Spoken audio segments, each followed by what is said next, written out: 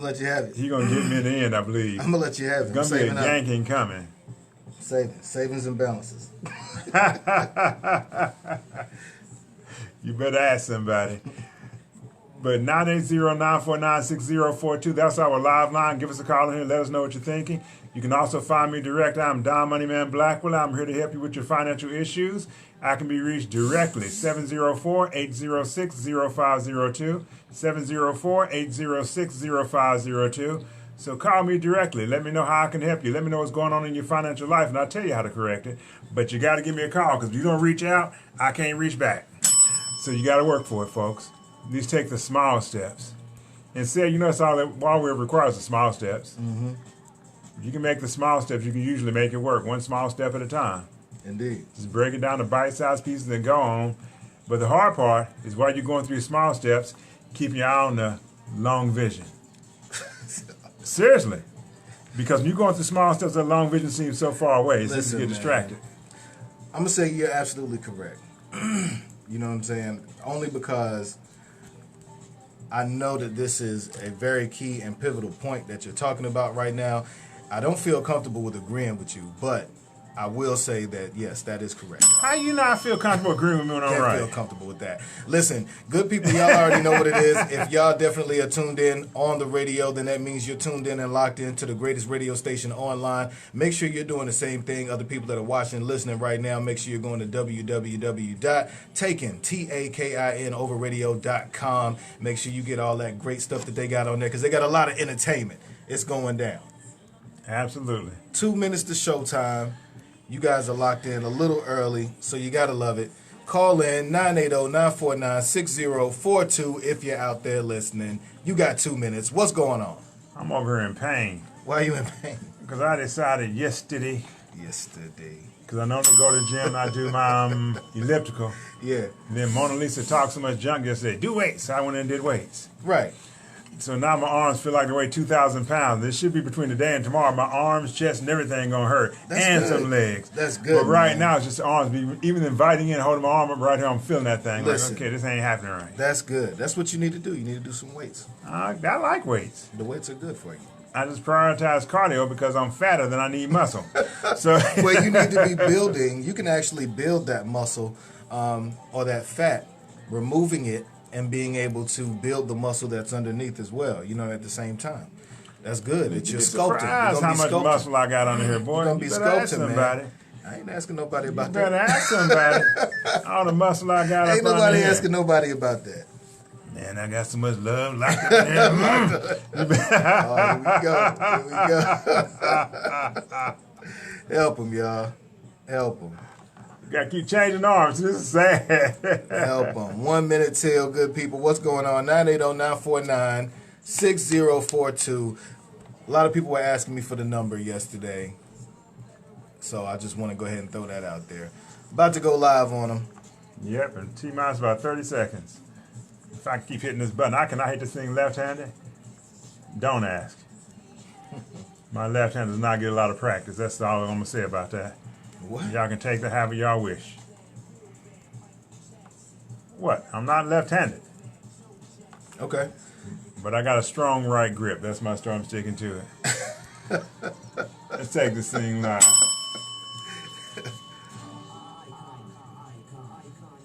Y'all absolutely a mess. Man, you start all of this nonsense. When did I start? You start all of this nonsense. I'm known for keeping the peace and keeping things peaceful. And of course, I do get random emails or texts periodically blessing me out. Those things come on occasion. I think I got one last night. Actually, I think it was a two-parter. Really? Yeah. So they come, they happen. That works. Brother Brian Lambert, how you doing? Sister Polly, how you and Brother John doing? Got spice. I'm going to order one rib spice. Coming up here. Brother Will, how you doing? Mona Lisa, how you doing? Spice Good to have you. rib, huh? Will says, get it together, Don. I'm together, Will. We're working it. Oh. Let's take this thing on. One rib. She went to Tokyo, got one rib. One rib. One rib. One. One. folks, is the Icon of Success show, and you're taking over radio with the money man, Don Blackwell, president of Icon of Success Global, where it's one stop to the top. We won't quit till we get there. The question is, do you want some? Do you want more than one rib? One rib. One rib. Just one rib. Just one rib. Just give me one rib. Oh, Lord, Spice, they picking at you. Oh, Lord, I don't know what this one rib. She actually got one rib. But in deference to her, she went back a second time and got a second rib. Oh, man. I don't know. You know, my whole plate would just run out. It run out the bin if I just came back with one rib. That's like me getting one wing. Yeah, that's one wing. Yeah, that just don't work. Yeah, nah, I don't understand that. Spice, get it together. But she is cool as a fan, though. She is listen, sweet. Her dollars are good as gold. Gotta love them. We're not trading them for $1 million. I can believe. But you know we got issues with the one rib thing. That just I can believe. That just hurts my heart. Sid. That hurts my heart. What in my plate that hurts my heart? I can believe. And look, you better believe. So I'm here to tell you, you're in the great state of Charlotte, North Carolina. It's the Icon of Success show. Don Moneyman Blackwell, president of Icon of Success Global, said it Barrett, said because, says a million, CEO, founder of Culture Vista Couture. We're here bringing the Icon of Success show to you today. We're going to have some fun at it. And Mona Lisa, I'm going to come beat you up later. I'm in the beat up mode. Oh, man. Brother Steve, how you doing and welcome? I can't get past that one rib. And no, that one rib is, dude. That's crazy. I saw like one rib. Yeah, you know I had to say something. That's crazy. One rib. You know I had to say something. Just one. That's sacrilege. That's just like my cousin Vinny. I've had a grit before. One grit. One rib. Yeah, get out of here. Get out of here. That's that old Chris Rock. I'ma get you. Not I'ma get you, sucker. Was that I'ma get you, sucker? It was I'ma get you, sucker. Where what's his name? My man had the album U-Turn. Isaac Hayes. Isaac Hayes and I can't remember his partner, but it was like they had a little restaurant and everything, and Chris Rock comes in trying to order some food and basically, says that he wants some ribs and ends up ordering like one rib and then was telling them, hey, for, the soda, can you just pour it in my hand? You know what I'm saying? It's ridiculous. One rib, come on. Spice, we're on you, girl. You need to be here to defend yourself because Sid is getting on you. I can't help it. Look, one rib, you earned the right to. Yeah, I can't help it. Folks, we got a great show planned for today. Of course, we're going to start with right now, what's going on right now in the news, some good, some bad, some ugly, some strange, a couple of ratchet stories along the way. And I got something from yesterday, too. Let me put these things back out. Hey, can't forget the ones we started yesterday. Where we at? There we go. Look at him. Got a couple of ADHD moment. Got it. Had to go get it. Had to bring it in. Oh, I got ADHD. Yeah, man. Are you kidding? Really? I know you ain't trying to throw that in the garbage can either. I apologize, said my hand slipped. Yo, I'm in here getting things thrown at me. It's been known to happen. Colored. Folks, we're going to start with right now. What's going on right now in the news other than Sid got hit with a piece of paper? Colored. We'll follow it up by a Money Today article. Colored. Here's the strong men and here's the how to raise one. And I got the special deal for you, folks. All right, what's up? Send them with Big Papa. We'll make them strong. What? Yeah, that's how you raise a strong man. Send him with Big Papa. Just send him on down. Give him a 1 week sabbatical with Big Papa. What up, y'all? You want to borrow my wipe? Where's it at? He's over having issues. He's over wiping like crazy. I need a terry cloth, yeah. People on your thing just having a fit over one or the other. Yeah, there we go. Thank you. What up, y'all? But here's the strong men, and here's how to raise one. Because that needs to be done. I'm still worried about use guys out there because I think y'all just a little bit weak. Use guys. I think they're a little bit weaker than I like now, Sid. So Yeah. I ain't feeling it. So we got to work on that, fellas. I'm just calling it. Like it is. It's some weakness going on. Sashaying and everything. So I'm not feeling that at all. And I think it still comes from TV and the rest of that little crap they got going on. For our second hour of the show, folks, we're going to pick up on. We're going to start a topic. If we get that far, it's called 20 simple ways you can be smarter about your money. 20 simple ways you can be smarter about your money. Because you got to get smarter about your money. I like that, yes. In fact, I got to get y'all to be able to count money and do things a little bit better, a whole lot better. Yeah, man. Because I see people that are actually doing things based on emotion, but when you put a number to it, they're staring at you like a deer in the headlight. Right. Like, I mean, essentially, you're just saying study up. And then they say, well, that's the way you view it. That's the way the numbers roll. Hold up. Oh, Lord, I heard that paper hit the piece of floor. It's just so embarrassing. Go ahead and take Sid's. Whatever. Look, I will tell the truth about it, though. I sat in Sid's seat, and I shot at that trash can about 50, 11 times. Right. And missed it every single one of them. Right. Said sat there one time. Said sat there one time. Underhand throw and hit it the first time. Hit it. So I can't talk about Straight it. like that. I cannot say a single thing because I witnessed this personally, folks. That's right. So I gotta leave him alone. So don't hate. I'm not. I'm calling out. Charlotte Hicks let Club, me talk. Look, you tell him. Shit. I'm getting frustrated. Yeah, y'all already know what it is. You want me to tell them, Don? I'll tell them. Tell 'em. www.iconofsuccessglobal.com. That's what we're talking about. Go ahead, flip it around. Bam. Handle your business.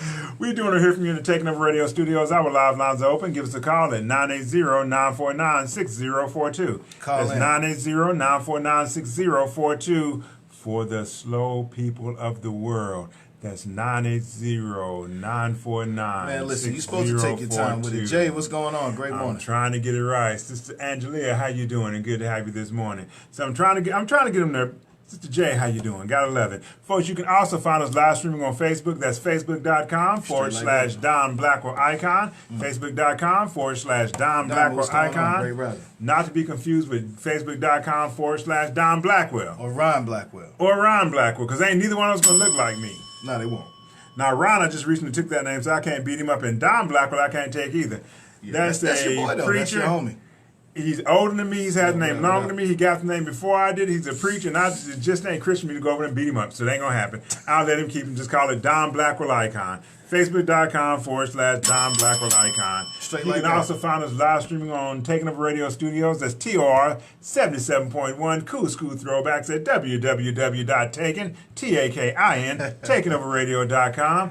And lastly, folks, you can find me direct. I'm Don Moneyman Blackwell. I don't hide. I ain't scared of Ratchet yet.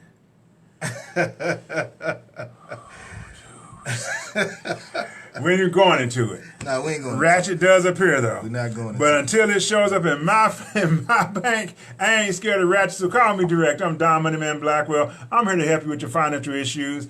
I don't care if it's credit, we got you. You need more income, we got you. Trying to get Uncle Sam off your back and get more income in the process, we got you. Want to fish your investments, we got you. Want to educate yourself so you don't get ripped off, we got you, the folks. But what you got to do is you got to call somebody.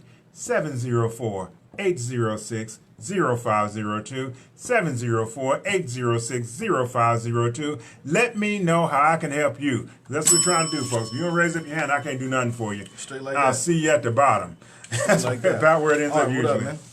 Right now, said it's time for right now. What's going on right now in the news? And let's see the story I want to start with first. Let's see, not that one yet. Oh yeah, this is Ratchet. Okay, here we go. And very fecal. What? Go ahead, man. Let me see what you got. It's fecal. Let me see what you got. You think I'm joking? Look. I don't. All right. Picture you come out your house, look in your driveway, okay, and you see a pile of poop in the driveway and a shirt sitting beside it. And a shirt? And a shirt. Okay. This could happen to you down in the great state of Florida, Fort Lauderdale to be exact. Will, what's going on, man? A Florida man was caught on camera relieving himself in front of a stranger's home. Yeah. North Lauderdale resident Wilton Thomas said when he came home from work on Saturday, he discovered a shirt and a turd in the driveway. He said he was shocked when he viewed his Ring camera video and found out how they came to be there.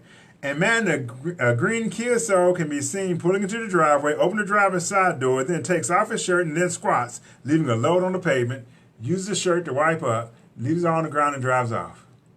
This is random? I don't This know. Can't be random. He didn't stay around and ask the questions, sid. This can't be random. He did not stay around and ask questions, so I don't know. I mean, but the guy watched him. He saw him do this in his camera. property? Okay, the camera caught it. Camera caught him. Okay. So I told you it's a fecal story. Yeah, I kind of figured it was going to be it's some fecal. shiggity involved. Actually, there's some shiggity, some sugar honey iced tea. There was a second story. I let you know. I figured one day of feces is enough. Okay. Because that was more than enough. But how you just going to crap in somebody's driveway? Yes, Diamond. What'd she say? She said like fecal matter. Like fecal matter. Yes, very like fecal matter. story. Art says sounds like a shiggity situation. A very shiggity situation. It is. They ain't found him yet. Definitely don't shake hands with a brother if you do. Nah, I mean, he definitely ain't the one. He ain't the one. And you don't want to drive after him either. You mean tell me that? Well, he's well wiped. No, think about that. Think about that. A shirt ain't a shirt ain't nothing to wipe with like that. You're gonna have some issues. Sister Anna, how you doing? Stuff. I would never touch anything in his vehicle if I ever knew that was, you know what I'm saying, that's what he did. A shirt can wipe you just as good as anything else. I guess it's got this little piece. Why come you don't have a roll of shirts in your bathroom? Why come you don't have that? Because they're more expensive than tissue. Not really. You can go get some shirts from, what's that, Goodwill? They don't something sell like that. my size. Yeah, but you're not using your size. You just need enough to wipe, right? And they don't flush easy. Man. See, they don't flush easy. Well, get a bag. Throw it away. You're already doing the most. Some have fecal matter sitting there in the bag. You're already doing the most. Said if I'm going to do all that, I might as well walk a dog, which I ain't going to do either. Point, well, you might as well go ahead and get one if they can fill out an application. But at the end of the day, I'm going to tell you like this. Ain't nobody doing that on my property, man. I'm going to have to, we're going to take that camera. It ain't like he asked permission. We're going to take that camera to the police. We're going to find out who did it. They're trying to find out who did it, but I don't think the guy backed and he pulled in so they can't see the tag. Oh, man. Dang. So they have no tag on him. I don't guess anyway. I didn't guess they did. Well, but kind of think of it, use rabbits all the time, says Art. Probably, what was that? It's cotton. Bears use rabbits all the time, said Art. It's hey, cotton. look. Sometimes you got to rub up against a tree and do what you got to do. If you ain't ever been caught in the woods and had to use leaves. What's up, brother JJ? How you doing? The tree. Look, I've used leaves before in the woods hunting. That's deep. Look, when you in there, you got to do what you got to do. Were they dry leaves? They were effective leaves. They weren't dry by the time I got through. What's that? What was it, Smokey? And what was that show? I don't know what. With, oh my Lord. The Bandit? No, not Smokey and the Bandit. Ice-T, Ice Cube, Smokey. Oh, Friday. Devo, Friday, yeah. Friday, yeah. Sitting on the side of the house. Right, yeah. Exactly. Look, when nature calls, sometimes you just got to answer. Right. That's all that happens. All right, let's talk crazy stuff right here. You know, when you got a whole page and a half of just one story, it's a bad story. Okay. This dude, where is he at? Fresno, California. All right. Girl goes to a birthday party. Okay. Dude over there trying to hit on her. 23-year-old man couldn't take no for an answer. So she leave away from him. He moved to where she is again. He tried to hit on her some more. Poison ivy, says JJ. JJ, you know, let me think about that poison ivy thing. Come on, man. Because, you know, don't burn yourself. Last time I checked, I'm not even allergic to poison ivy. I've actually weeded fields of poison ivy, but I ain't never put it back there either. So I don't know. We ain't going to test it. Can you imagine how miserable that would be? It's a whole different game. Oh, Lord, no. So we'll pass. But the guy followed the girl around the party and followed her some more. She finally went and told her friends about him. He came next to her again. She finally said, I'm leaving. So she has left to get away from the guy. They're driving down the road. Nobody knows why, but they turn to come back and stop down the road. The guy runs up to the car, her car, and open up fire. Shoot. So a guy starts shooting into a vehicle based on the fact that she didn't want to talk to him. Yeah. Shot the baby in the head. Oh, wow. Yeah. Terrible. Are you crazy? But they do know who did it, right? Yeah. Yeah, so they got the guy. Let's see what we got here. Followed her outside, taking a seat on the porch, tried to pull her close and tried to force her on his lap. She said no and left. After collecting stuff from inside, she went down the road.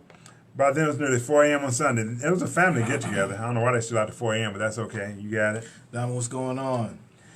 T, what's going on? They got in this car, started to drive away. They didn't get very far. For some reason, the police said they aren't entirely clear why. The driver made a U-turn about a block away from where the party was and was happening and stopped the car. Okay. It's possible two friends were waiting for the lady for the guy to leave so that she could come back to the house. What's up, Brother Chris? How you doing? Yeah, see, situations like this, man, make me think, about two things, like false sense of empowerment and then how men absorb rejection. You know what I mean? Like they want to be in control, they want to be in power. So when they get rejected, it's like it reduces their power. You know what I mean? Rejection is a powerful thing. That's a very powerful thing, especially if a person interprets it the wrong way. Man, I mean, you see people all the time that get those pivotal points in their lives where they're in control. They're in control of so much. Then when they come up against something that they can't control, they got to automatically just screw everything up to try to exact their control. You know what I mean? That's a crazy situation. That's a crazy All that situation. said, we need to go shooting. Yeah, he's mental. We He's still need to go definitely mental. shooting. Let's see. They got him a $1.9 million bond. At the time of the shooting, his name is Chartier. He was out on bond while awaiting sentencing for domestic violence. In January, he was charged with assault by means likely to produce great bodily harm, false imprisonment with violence, and exhibiting a deadly weapon. In March, he pleaded no contest to false imprisonment and had other charges dropped and was scheduled to appear for his sentencing hearing. What other in July. charges? What other charges were against him? They didn't say, but good Lord, you got enough of them. False imprisonment with violence and exhibiting deadly weapon. He got all kinds of stuff against. This is prior stuff before this incident. Okay, so, you know. Which goes back to something you covered long ago. What's that? And I don't even mention how we almost got What's banned going from on? Golden Corral. Oh, yeah. Look at look. See, Yeah. you know where I'm Well, I going. mean, but you know how I But am you about have our to be people, careful but about who yeah, you you bring do. around your people, who you letting in the circle. You got to be Because careful. not everybody's worthy of being there. Clearly, this joker right here did not need to be in anybody's inner anything. Yeah, not at all. You And that's a know very right. good point. You know what I mean? And I want ladies to really pay attention to that, but I want guys to really pay attention to it too. I don't want this to just go over a guy's head and you think that this doesn't apply to you in some shape, form, or fashion. How many times have guys been in the club, the girl walks by, he grabs her, you know what I'm saying, to get her attention? Yeah, I've seen this. They grab? It's crazy. It's crazy. Not speaking to her, not going up to her and just saying, you know, hey, how you doing or whatever. You know, grab her physically, pull her to him. You know what I mean? And she's looking like, what is going on right now? You know what I mean? It's crazy. The level of control that a lot of guys feel just automatically. See, that's a gift. You know what I'm saying? When a woman allows you to have control on her life, she's giving you a gift. You got your own gift. Control yourself. You know what I'm saying? Like that's, first of all, when you think about getting into a situation with somebody else or engaging with that person and they're allowing you to do that, that's them allowing. That's not you just bogarting your way in. Now, there are ways to be assertive, you know what I mean? Because sometimes, you know, being assertive is a good thing, but you have to do it the right way. You can't just, you know, you can't just break somebody off like that. Like, come here, like, you just mine. And like, that's ridiculous. Now, if she already with you and y'all in an intimate situation, that's different. But yeah, I'm telling you, I've seen that. I've seen that. Ooh. Yeah. Leon, what's going See, I ain't on? never seen it because I don't club, so I ain't seen this stuff at all. So this Yeah, is beyond Don. Y'all got me beat on this one. Indeed, you do have to protect your energy, no doubt about it. Now, this is a crazy story. Your cousins, no doubt. Now, these your people. Oh, no, these your Go cousins. ahead and bring them on. I know they're your folks. This is your cousins right here. Bring them through. This is your I cousins. know they're your folks. This is your cousins. Guaranteed. They had pictures. Let's go. All right, this is your cousin. I'm telling you, man. Let's go. Okay, how What you you got? gonna rob and kill a 17-year-old? What you mean? Who robs and kills a 17-year-old? A lot of people. Why? That's a big question.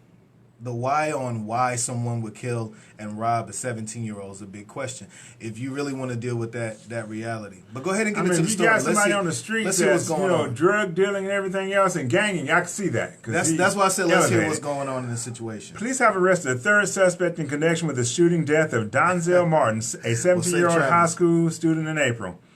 Martin was reportedly shot at the 7000 block of East 12th Street. He was taken via a private vehicle to Mercy Medical Center. Marcus Cushan Brown Okay. One of your folks. is charged with first-degree murder in connection with the your case. Des police said Brown was captured in Mishawaka, Indiana. He was extradited back to Des Moines to face charges. Okay. Machiavelli DePriest Russell. Okay. Y'all sound like you. Machiavelli and Cushan, Marcus Cushan, Machiavelli DePriest. Yeah. Somebody's 22, parents listen to a lot of Tupac. was charged with one count of first-degree murder and one count of first-degree robbery. How old were they? First one is Cushan, did not say.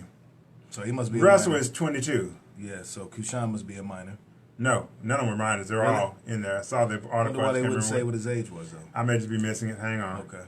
No, don't worry about it. Don't worry about it. They were all adults, so it's all, I understand. And the third one was 28-year-old JaVale D. Williams. Yeah, them your boys. Like Billy D's little brother, JaVale. JaVale Williams. Yeah, who's been charged with first-degree murder. How you can just run up and rob a 17-year-old and shoot him?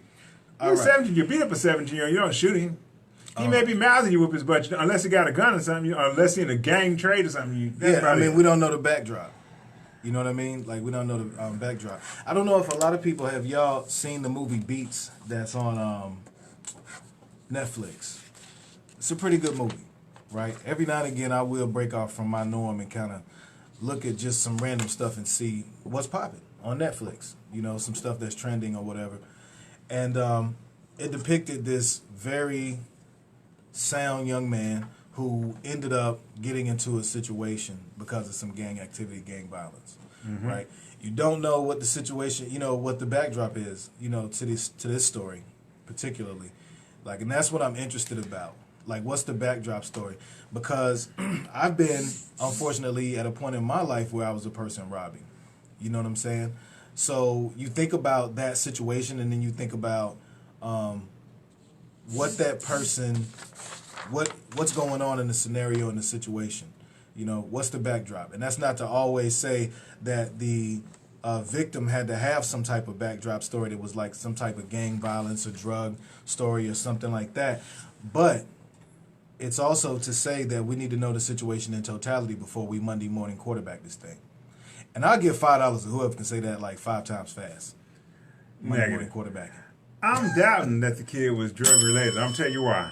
When it's gang related, etc., they quickly say that. Yeah. And don't even make the news. They are. I'm thinking this is an innocent 17-year-old just had to get ganked by 3 adults. Right. Pretty much what this one is, because one drug dealer shoot another drug dealer, one gang member shoot another gang member. That's how it goes. That's just about, 3 lines maybe. Yeah. And they were in the street, we cleaned it up. That's about it. Beats was a good movie, says Mona Lisa. Hello, Sister Fran, how you doing? I got an interesting topic. How you doing? I got an interesting topic for you, if you don't mind me throwing it out there. Felicia, what's going on?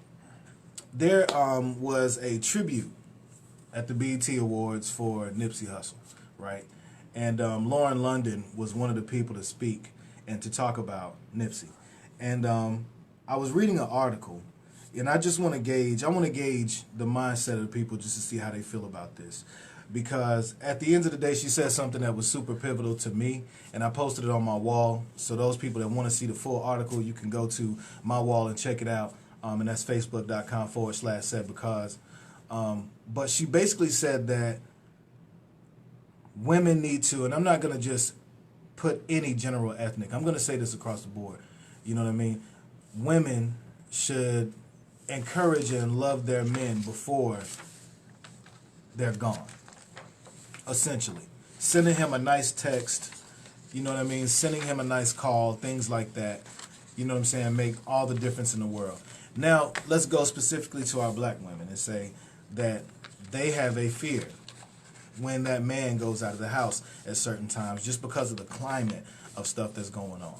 You know what I'm saying? So just a little bit of this article speaks on that. And it said, Lauren lived the fear that black women face every time their black men leave home, no matter how rich, famous, educated, well-dressed, or well-mannered they might be. For any number of reasons, they might not make it back home. I reasoned there was no way her remarks could have joy. I was prepared to be sad with her, to cry a little, and to feel her loss. But when I watched the video and read the text message Lauren had sent to Nipsey several weeks before his passing, I felt something different. As black women, we are often told we will never find what Lauren found. Yet, somehow, she had Ermias's, and that's Nipsey's real name, someone who was clearly her match. She found him and lost him tragically in such a short period of time. A heartbroken situation, right? But one of the things that, like I said, one of the things that she had put out there is just sending out a good text message, having a good conversation with him, even when moments seem to be a little rough. You know what I mean? I don't know what your reach looks like, especially when people are going through stuff. You know, you don't know what it takes in order for a person to reach another person. But if that is somebody that you're not going to let go immediately, I feel like we should all make those strides that she's talking about in this article, in saying that life is too short to hold grudges and to have issues and to have a whole bunch of problems. If you do find that you have a problem with somebody, it's always good to be able to try to work it out. If you can't work it out, then just move forward. You don't have to wish them ill, but if you know you still love them, you're still in the fight with them, you're showing up in the ring with them, it's good for you to be able to encourage that person. You know what I mean? So what was in the text you sent? Because I know none of these people, so I got to ask questions. Well, Lauren London is an actress, and she was the fiance, if not wife, of Nipsey Hussle. You know what I'm saying? Somebody correct me, if I'm wrong on that. But at the end of the day, like I said, the main thing that she was saying, let me see if I can find the exact text and see what she said word for word. And what we're talking about, again, good people, you can find on facebook.com/said because it's one of the posts that I made in regards to my guys. Because I say a lot of stuff to my guys a lot. You know what I mean? We don't have a lot of information and stuff that goes out there to the fellas that really builds them and supports them. Especially after they've been broken and down for a long period of time. You know what I mean? So there's nothing wrong with being able to lift a brother up. But like I said, if you want to see what she texts to him, then just go onto my wall, facebook.com/said because you can find the whole article. I'm trying to look it up now, but because we're on the radio, I want to have that air silence. You know what I'm saying? While I'm thumbing through the paragraphs of the article. You can't multitask. But neither can I. So I'm just talking, John. But yeah, said for teens, it may have been over a girl. It's possible. And Mickey Dean Anderson, how you doing? Good to have you, my brother. Yeah, that's what I was like. It's a backstory. A girl or something. It's got to be something. We don't know. Or it could just be a robbery. I don't know. But usually a girl, because I can see that. Yeah, it's a backstory. Crawled in something he shouldn't have. That can happen, yes. Yeah, it can happen. Or something they said he shouldn't have, one way or the other. And Kuda's weighing in. She said, yes, I agree. Women should always uplift their man and encourage him and build him up mentally and psychologically as long as he's being a man and not neglecting or abandoning her. Yes and no.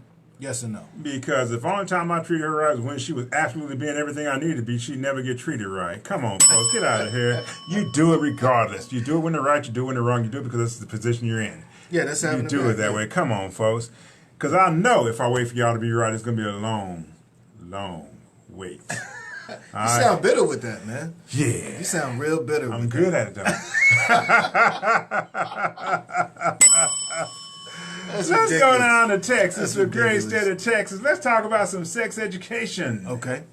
In the great state of Texas, Austin, Texas, shouts out to Steve Odom down that way. All right, Steve, what up? They're going to move away from abstinence-only sex ed and start teaching sexual health as early as kindergarten. What? Yeah.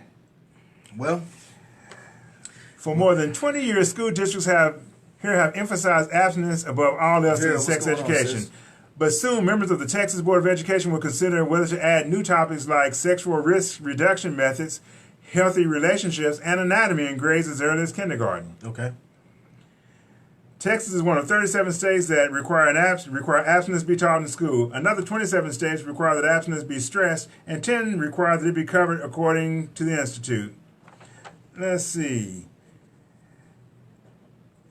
Okay. They want districts to devote more time to abstinence from sexual activity than any other behavior, a policy that Miller says is out of touch with today's reality. If we teach abstinence-only sex education, we're ignoring the nearly 6% of students who say they are sexually active before they graduate from high school.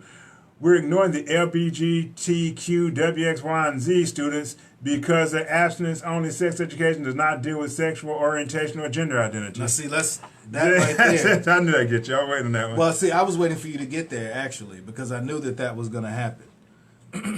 There were some articles that came out, Shanika Gray Rising, there were some articles that came out last year that were in regards to children and sexual orientation. And that sexual orientation could be deciphered by the child at the age of 3. So, and this is stuff that they say has been clinically tested, psychologically proven, that the child cannot identify with the genitalia that it has, but with the gender that it feels. You know what I mean? So at the end of the day, this is what escorts, again, more of this, what I call the forcing of a person's sexual preference. If this was so right, then those that run with it, right? If you feel it and you feel it for you, then run with it. But if you are escorting people into that aspect of thinking about it, just like with the library time that they have in New York now, where you can go in, it's reading from a drag queen, right? And it educates children on how to be drag queens. You know what I mean? So at the end of the day, if you have to push that envelope that way, then to me, that's not someone deciphering for themselves what that sexual orientation is. That means that they're being coaxed into it. That means that they're being escorted. That means that they're conniving themselves in order to fit in with a group of people or with a lifestyle that may look a certain way because of how it's being presented. So you got to be careful with that. You got to be extremely careful with that. Are you trying to say that looks like a nigga sob? It does look like a nigga sob. Now I got you. You SOB. Yeah. You got it. That's a nigga sob. They get that thing introduced and try and spread out as far as they possibly can, and you know they will. Yeah, no doubt. And folks, you have to watch nigga sobs. They come in all types, shapes, colors, and sizes. They do. No doubt. And that is a nigga sob. They know full well they're trying to aim for something deeper. Yeah, that's crazy. And covering it behind a different title. But think about it, though. The best place for you to aim is for a generation's children. That's the best place for you to aim. If I'm trying to implement anything, whether it be dietary, psychological, any of the aspects. Psychosexual, yeah, any of those, the best place to start is at the children. Because what I'm going to do is I'm going to normalize it with them. I'm not going to normalize it with somebody who's already been living and going and have certain preferences. You can't normalize it with somebody that's already got that in place. They already got it instilled. So I'm going to normalize it with somebody who is right there at the break of understanding and learning and introducing all these things to them. So we got some weigh-ins. Kuda says, I don't think children should be exposed to learn how to be the opposite sex. I don't either. Neither do I. But I think, like I said again, I think that's an agenda, that encompasses a lot of stuff. I was looking at this movie last night, The Fifth Element, right? Not on purpose. You watched Bruce Willis and The Fifth Element, which is just the second movie. But go ahead. Yeah, I was actually, in the midst of working, but I was paying attention, to certain things within the movie. Other than a little naked white girl? No, I mean, that was nothing. That was nothing. But at the end of the day, I tripped off the fact that Bruce Willis, Chris Tucker, like every image of man that was in that movie was demoralized. He was no longer considered a man. He had to be given some type of feminine trait, whether it was him in a shirt or some pants that made him look more feminine, or looking like Chris Tucker, who was just all out with looking like a female. You know what I mean? So, man, there's a deliberate attack right now. I mean, it's been that way, but it's like more abusive. JJ, speak out. We got JJ on the line. JJ, what up, man? Oh, what's up, Sid? You said it, by the way, Sid. You said it. What's that? You said that they are attacking children. That's the best way to do it. Yeah. Okay? Mm-hmm. Can we not say that the liberal side of politics is doing the same thing? Right. Because the first thing they do is they go after all the fringe elements, okay? Mm-hmm. All the elements of what we were talking about earlier is if you wake up in the morning and you decide you're gay, that's fine. Just don't be dragging people in it. Exactly. Exactly. But now what they're trying to do is they're trying to bring that into normalcy, and then on top of that, they're trying to reduce the age of voting so that they can get that 16 to 18-year-old crowd and try to influence their sphere, when in reality what happens is that they've decided that we're going to make things for you that you want, but we're going to control it, which I still don't understand the whole go with, take for instance the liberal side of argument thinks when it comes to the debate, you talk about the liberals pushing the agenda, but if they're pushing their agenda, they will still control it. Yeah, absolutely. And that's the part about freedom that I try to push on everybody. The more the government controls you, state, local, or federal, the less you actually get. It doesn't matter if it's taxes. It doesn't matter if it's education. It doesn't matter. The more they control, the less you end up with. Yes, absolutely. And listen, the funny thing about that, when you say that, Jay, is let's take a small aspect. Charlotte, North Carolina gets literally $7 million for, let's say, something small like sidewalks, right? That's that's an allotment that Charlotte, will get for something like that. That's a small project. That's still $7 million. It doesn't even cost, $7 million, of course, or anywhere near to get the materials. And especially if we're talking hemp, once they get the materials of hemp involved, then that's going to be cutting the industry even less.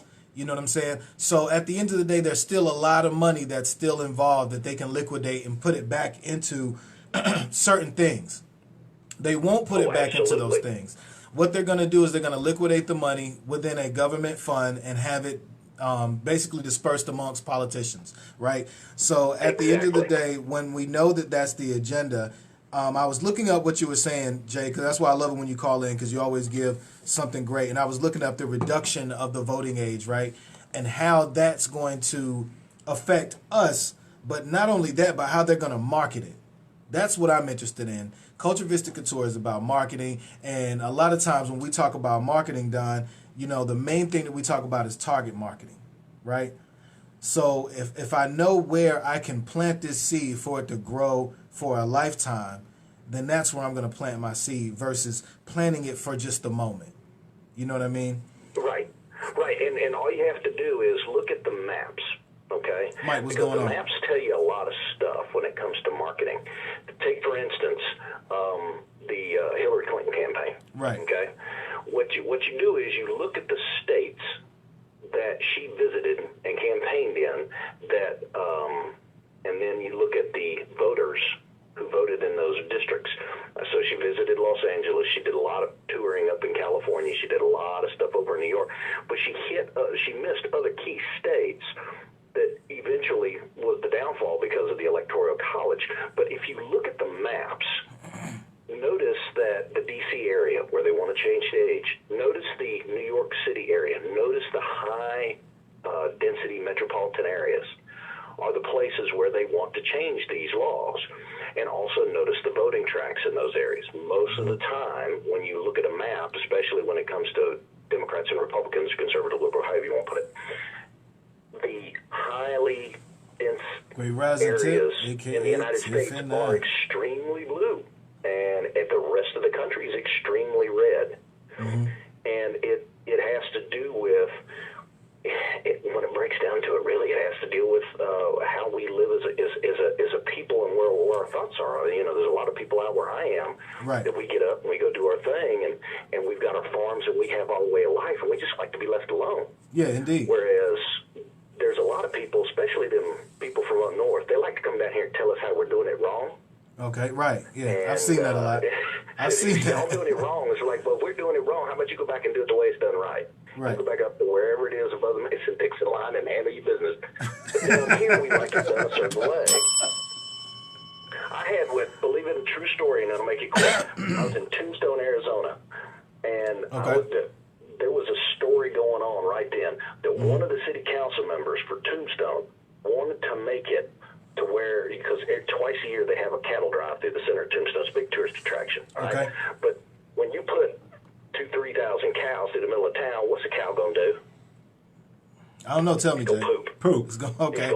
Often and regular. So, right. This entire street is covered in dust and poop. So anyways, this Yankee decided that they were on city council because they moved down there. They liked the air, right? So anyways, they decided, you know what? We need to get them ranchers to put diapers, because they do it in New York City. They put diapers on horses. They want to put diapers on the cows. So you are joking. Through town.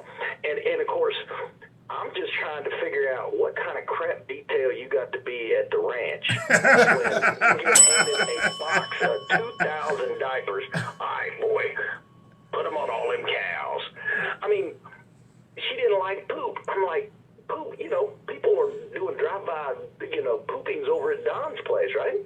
So, I just don't understand, societies have lived in particular areas, especially the South, and the politics, and it doesn't really matter what, but we have a set up the way we like it.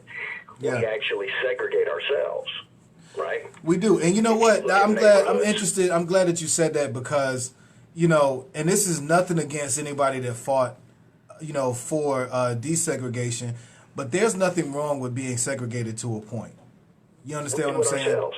Yeah, and we do that to ourselves. We isolate ourselves. That's all it is. It's just an isolation. The worst. How old are you, said? I'm 40. So Okay, so you don't necessarily remember when Hidden Valley was pretty much out in the county and all white. Nah, not really. Nah, not really. Matter of fact, not at all. I've always known Hidden Valley to be all black people. Always. Exactly, except down there towards the bottom side, towards Tryon Street, where it's usually rentals and it could be a mix of Hispanics and low income. Yeah, it's just everything. Right. But pretty much, Hidden Valley was a white community. Right. When it was first developed. Mm-hmm. And what happens? This is what happens. We go to where people who are like us, and don't say skin tone. What are our feelings? What are our mutual feelings? What are our housing? What's our dollar amount? How much money we're making? What can we, how can we afford? Right. And we segregate ourselves on a lot of those things. So when the Hidden Valley slowly started to become black because people were moving out, they wanted to be in the county. And there's two arguments. Yeah, they wanted to be in the county, and then when they got annexed, they moved out to the county, or they want to live next to black people. There, I said it. So anyways, put it out there. Put it out there, Jay. Put it out there. We keep it 800. So anyways, it really don't matter. But in any case, they moved, so more black people moved in. So then Hidden Valley became a black community.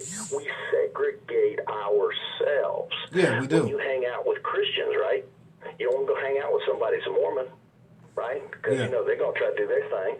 You hang out with other Christians. You hang out with men that have the same values as you just said. I don't see you doing your guy thing, hanging out with, a bunch of players. Right. So we segregate ourselves, not just based on race and income, but on education, personal traits. We segregate ourselves. So segregation by itself is something that we as a people do naturally. It's a natural thing, yeah. So trying to change it up ain't going to make it. You're just going to cause problems. Yeah, and I totally believe that. Lisa's went in. She said, I do. My mom was the first African-American teacher at Hidden Valley Elementary School. So Lisa says she remembers that time. And, I'm going to definitely say, I'm with you 800%, Jay. We segregate ourselves naturally. I think that when we were fighting or individuals were fighting for desegregation at a point in time, I don't think that they were really looking at the fact that we need to get ourselves together first, as like a community of people, and then branch out to other individuals. And like I said, that's nothing against those that fought for that struggle. I'm in much appreciation for their fight. But at the end of the day, I also have to think about what I'm being told. If I'm being told to focus on me, reflect on me, make sure I'm good before I attach to someone else, before I do things, before I make moves, that also applies to a community of people. Now, whether that community is a patchwork or whether that community is a specific ethnicity, then that still needs to be a very intentional look at the group of individuals and them making an effort. Yeah, plus too, I think that I think history needs to go back and relook at some of the work, some of the issues, or not issues, some of the classifications of desegregation versus equality. Because if you're trying to make Myers Park more African American, if you're trying to change the racial makeup, that's desegregation. Right. But if you're trying to just put them there because it's a better school, then it has to do with equality. So we need to make sure that we're not stepping over a definition to come up with something new.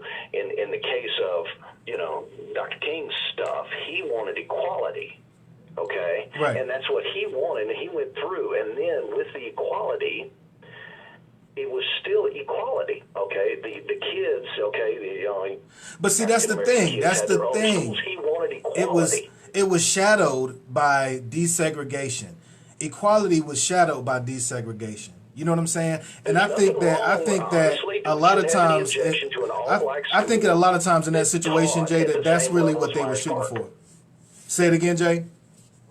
Would you have any objection to an all-black school that taught at the same level as Myers Park? No, not at all. Not at all. See? So not at all. Equality is what we're striving for. Yeah, that's it. That's it. Desegregation. Right. Desegregation brings in more problems to me than it's worth. And see, my thing is to get the equality education. That's what I think the aim is. My thing is, and Francis says, straighten up your glasses because they crooked. My glasses crooked. Are my glasses crooked? They are crooked now. How they crooked? Now that I'm paying attention. But yeah, and I wanted to go back to what you were saying, Jay, in regards to they were talking about making the voting age a little bit younger. How this affects us, how that looks, what the market is going to look like. It's going to be a completely different thing, because if we're looking at right now at this point, we have a nomination for Black, Latino, a representative of the LGBT community, you know what I mean, and an Indian lady, if I'm not mistaken, you know what I'm saying, Indonesian. So at the end of the day, we have those representatives of those people that are coming forth now to say, listen, I want to be a president. I want to, run the country or be the face of the country, essentially. You know what I mean? And I'm looking at how they're talking about going about doing this, and it's quite interesting. The roles are really reversing. And you were talking about history a minute ago, Jay. I just want to go ahead and speak on that aspect of how things are reversing. In Charlotte, North Carolina, in the 1980s, all the projects were in the city. They were not provisioned. They were not sought after, looked after, you know what I mean, or cared for by the city. You know what I'm saying? As they should have been. You know what I mean? I know because I lived in 3 of these major projects in the city of Charlotte, North Carolina. Now, since gentrification has come about, they're pushing everybody and everything outward, you know what I'm saying, which at the end of the day is now the reversal. Now, so I'm looking at this in conjunction to what I'm saying right now as in regards to getting younger voters, and they're reversing the roles. As you can see in the media, and I'm going to throw all of this in because I believe that this news and entertainment should be a gumbo of stuff, so it's something for you guys to think about. But at the end of the day, it is these individuals saying that children should have certain control and autonomy. We see it in the media when we see kids at the breakfast table and they're cursing and acting a fool in front of their parents, knowing good and well if that was my mama, I would have got slapped in the mouth for half of the stuff that I said. You know what I mean? But you catch these type of little anecdotes in movies now, more so than ever. I was watching the Jordan Peele movie. I was expecting at least a black producer or a black writer or director to not have kids cussing at the table, because you know good and well that's not what black kids do. That's what we say all the time. That's what dead black kids did. That's what we say all the time. We always see other kids, white kids, doing that at the table, but we don't see black kids. Black families and households are famous for slapping kids in the mouth when they're disrespectful. But I saw that movie. Yeah. I saw that movie, and I'm looking at, black kids being utterly disrespectful at the table. So they're trying to reverse the roles. Y'all got to watch what's going on right now in the media. Watch what the news is telling you. They're trying to reverse the roles. And now they're trying to do it politically by allowing younger voters and saying young people have adult responsibilities but are denied the same rights. They shouldn't be given the same rights. So we let them vote, but we can't let them. And this is where the government's all messed up. Man, you and better they're leave too me alone. busy Welcome, arguing Brother about Sean. Trump. Welcome, But to do Lisa. something simple. But like my nephew just got his selective service paperwork in the mail. Okay. Okay. Why do we only? Why is it that we can let women into combat, but we can't put them on selective service now? What? What's up with that? Exactly. I mean, your daughter's gone off, and she's now a fine young soldier. Right. Right? Right. She volunteered to do it. Yep. But now my nephew, who's got no interest in being in the military, has got to sign up for a possible draft. Don't like it would ever happen, right? Right, but it's gender-based. Only the men have to do it, not the women. Wow. I mean, that would take like 5 seconds for Congress to pass to clear that up, right? Yeah. Yeah, it would. But they don't do it. And I'll tell you, just like you brought up the projects and and we've talked about education, and I've talked with Don about this before, and he knows, as far as I'm concerned, the federal government and local government is the biggest slave owner in the United States. Say that again, Jay. Because they give you, the government is the biggest slave owner in the United States. Definitely. Because if you think about it, they give you very bare minimal housing, very basic health care, very basic food, very basic welfares for money, just enough. Everything that the government does for people who are below a certain level, okay, in the poor poverty range, they do it for a purpose. Right. And I don't think it's doing it to help them out. They don't want to help them out. What they want to do is they want to keep certain people, and you can say black, you could say white, because, you know, if you go, there's going to be a lot more poor people out west that are white, and there are a lot more poor Indians out west that are white as compared to here. I only speak about what I know from here. Right, I got you. But you think about it, they show up every 2 years and wave the liberal flag. We'll get you this. We'll put some sidewalks in your neighborhood so you ain't going to be walking on the street no more. We're going to do this. We're going to do this. We're going to do this. We're going to do this.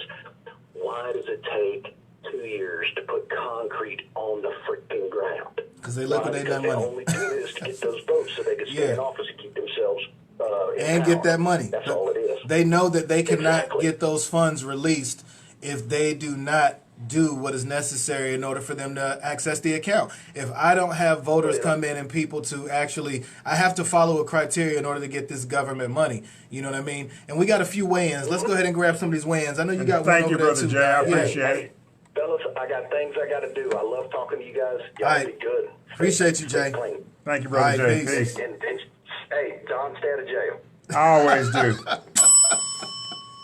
We got a couple people, and welcome a couple people in as well. Welcome, Sister Lisa Pittman. And Fran, my glasses are straight. Thank you very much from the great state of Minneapolis. Don Freeman from the, will you reach over to Don Freeman and hit Fran up there in Minneapolis and Straight y'all like together, that. Straight slap in like the that. head. Lisa said her mom was the first African-American teacher in Hidden Valley Elementary School. And Lisa gave us a lot of them. She said school was all white. She stayed, became the first assistant principal. She lived in that community before and after, desegregated. Now Charlotte's really messed up. It's embarrassing to look at the Charlotte schools. It's not equal, never. It's not possible for a man to speak on the problem of desegregation if he's not been harmed by it. Traditionally, black schools are failing in Charlotte. It's a sad situation. Look at Charlotte from the distance. We, the people of the 70s, white and other, talk about all the time. We are disheartened. Welcome, Brother Rich. Welcome, Elijah. How you doing? Lisa again says, I'm saddened by Charlotte's current culture. It's so diverse. Welcome, Tony Wilson. And Tony, best booker, T-Lo. Gotta love that. Slave owner, who uses slave owner in this type of discussion? Girl, ain't nobody sacred. No. Good well at it. Look how what ways you got over there, Sid. Nobody. Jay Green's winning. She said, I would love an all-black school. No doubt I would too. Tiffany is winning. She said, I can agree with that. Equality is more important. Jay's coming back and says, as long as that school is teaching black people black history, the real black history. Right, and I totally agree with that, Jay. Jay also came back and said once children know the basics of reading, writing, and arithmetic, then at high school, they should be teaching life and job skills. And Tiffany's coming back. She said, unfortunately, nowadays it's more prevalent for kids to be out of hand. I've witnessed it. Kendrick, what's going on, family? And I totally agree with all of that. All of that. You notice they take the automotive stuff out of schools to encourage kids to go. Yeah, took out all the trades in order for kids to strive for college more. You know what I mean? But then when you get out of college, you're not guaranteed a job. At least with a trade. I know, listen, I can go and open an auto mechanic shop. There's a million of them in Charlotte. But at the end of the day, I guarantee you that all of them get some form of business. You know what I mean? And that is the pivotal thing that a lot of us are not thinking about in regards to what America is saying to us by way of being an entrepreneur versus what Icon of Success is saying to you by way of being an entrepreneur. You know what I mean? So it's a way deeper conversation. We do want to hear from you in the Taking Over Radio studios. Our live lines are open. Give us a call at 980-949-6042. 980-949-6042. And yeah, Jay, you did fire him up. I like that. Yeah, and good good stuff, morning, Jay. Brother Sean. How you doing? Folks, it is time for Monday Today. And welcome, beautiful classmate Evelina. How you doing? She in Kannapolis. Evelina, what's the where deal? Charlotte's in the suburbs of Kannapolis. You better ask somebody, right. folks. Get your I got to life get that together. said at least once a day. Straight Y'all like gonna start that. Get repeating your it. life together. Our Monday Today article, folks, and it's right up the line of where y'all talking about, just sort of a subset to it. Okay, dope. And good morning, Evelina. She said, the article is by Ashby Duvall, The Grit and Grace Project is the name of the website. Here's the Cynthia, what's strong men going and on? here's how to raise one. Here's the strong men and here's how to raise one. How to raise a strong man. She starts with, as a man of almost 3 boys, I'm pregnant with my 3rd on the way. Okay. Says almost 3 boys. I'm thinking of the attack on manhood lately. It seems like I know a lot of great women and not too many great men. Mm-hmm. I guess it depends on what your definition of great man is, but I think most of us can agree on what it is Trey, what's not. up, family? Unfortunately, due to cultural influences and the time period we live in, I believe there's a rising number of passive, lazy, and entitled boys who can shave.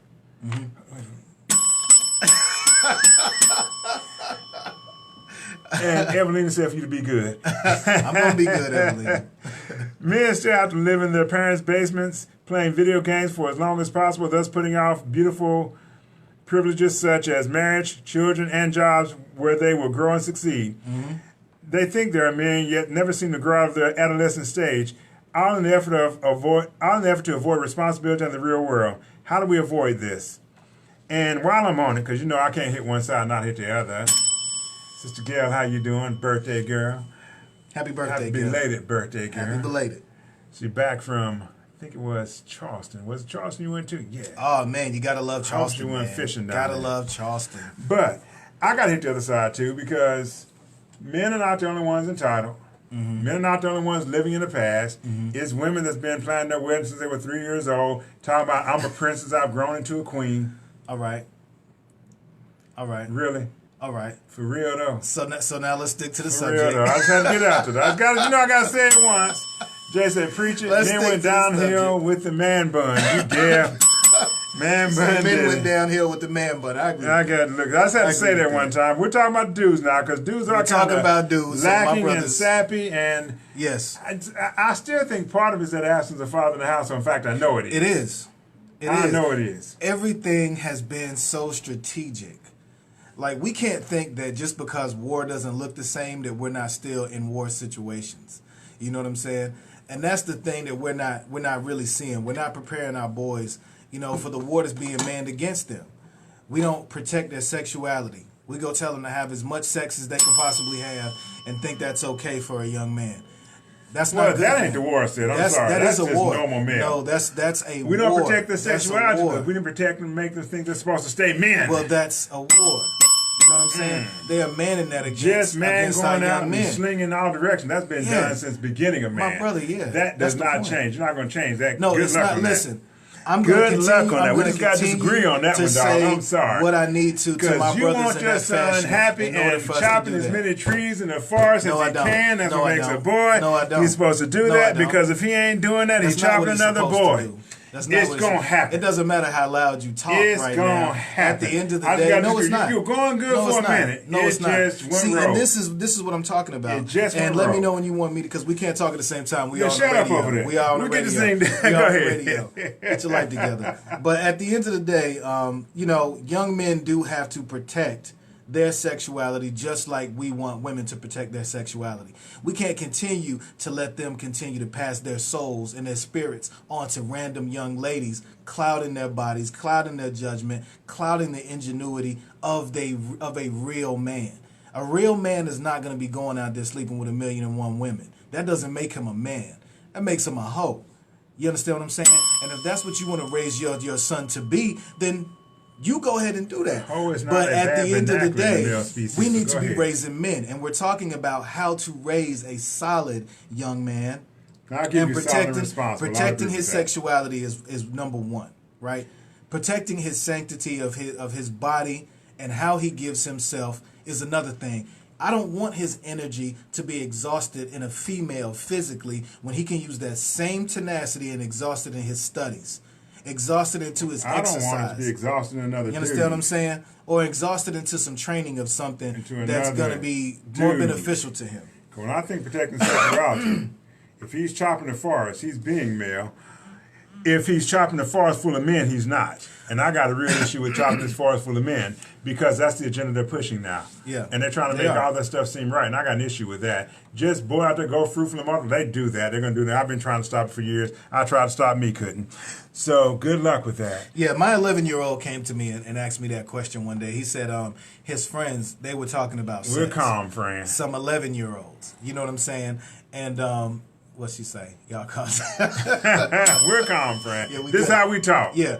But Blackwell's friend. What you talking about? Well, he asked me, he said, do I have to have sex to be a man?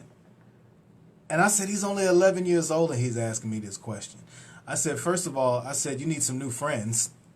Because if that's what y'all talking about, then you need some new homies at 11. But at the end of the day, let me tell you that you do not have to have sex in order to be a starting man. at around 10 thinking about it. That's about right. Yeah, so no. I was thinking about all I could do at the age of 10, Yeah, dog. you don't have to have sex in order to be a man.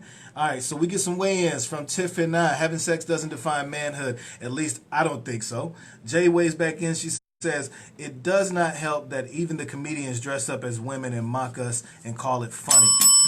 You're absolutely right about that, Jay. Sean is with you over here, by the way.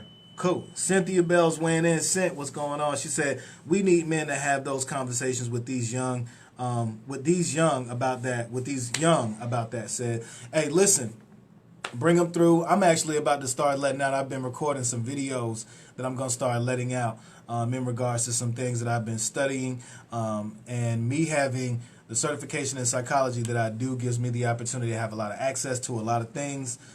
So let me help anybody that is willing to, sit down, have that conversation, dialogue. I want to invite as many fathers too. I want to invite as many men to that type of dialogue because, like Don said, that's just a norm within our community, and I'm definitely not. Not our community. That's the male community. Yeah, in the male community. Yeah, in the male community. That's what I mean by our community. But in the male community, you know what I mean. That is a norm, unfortunately. But can I jump the fence for a second? See, what's up? Because we're having this conversation. And Fran says peer pressure, that's right. Peer pressure, yeah. And Sean says absence of the father in the household is a major issue. Yeah, it is. We're having this conversation because there's a need for it, obviously, because the men are coming up weak and willy. But I'm still jumping the fence on you folks. The ladies, I ain't off y'all. Because I'm seeing an absence in the ladies, and they really and truly, serious, Don, they seriously, really and truly need grandmamas.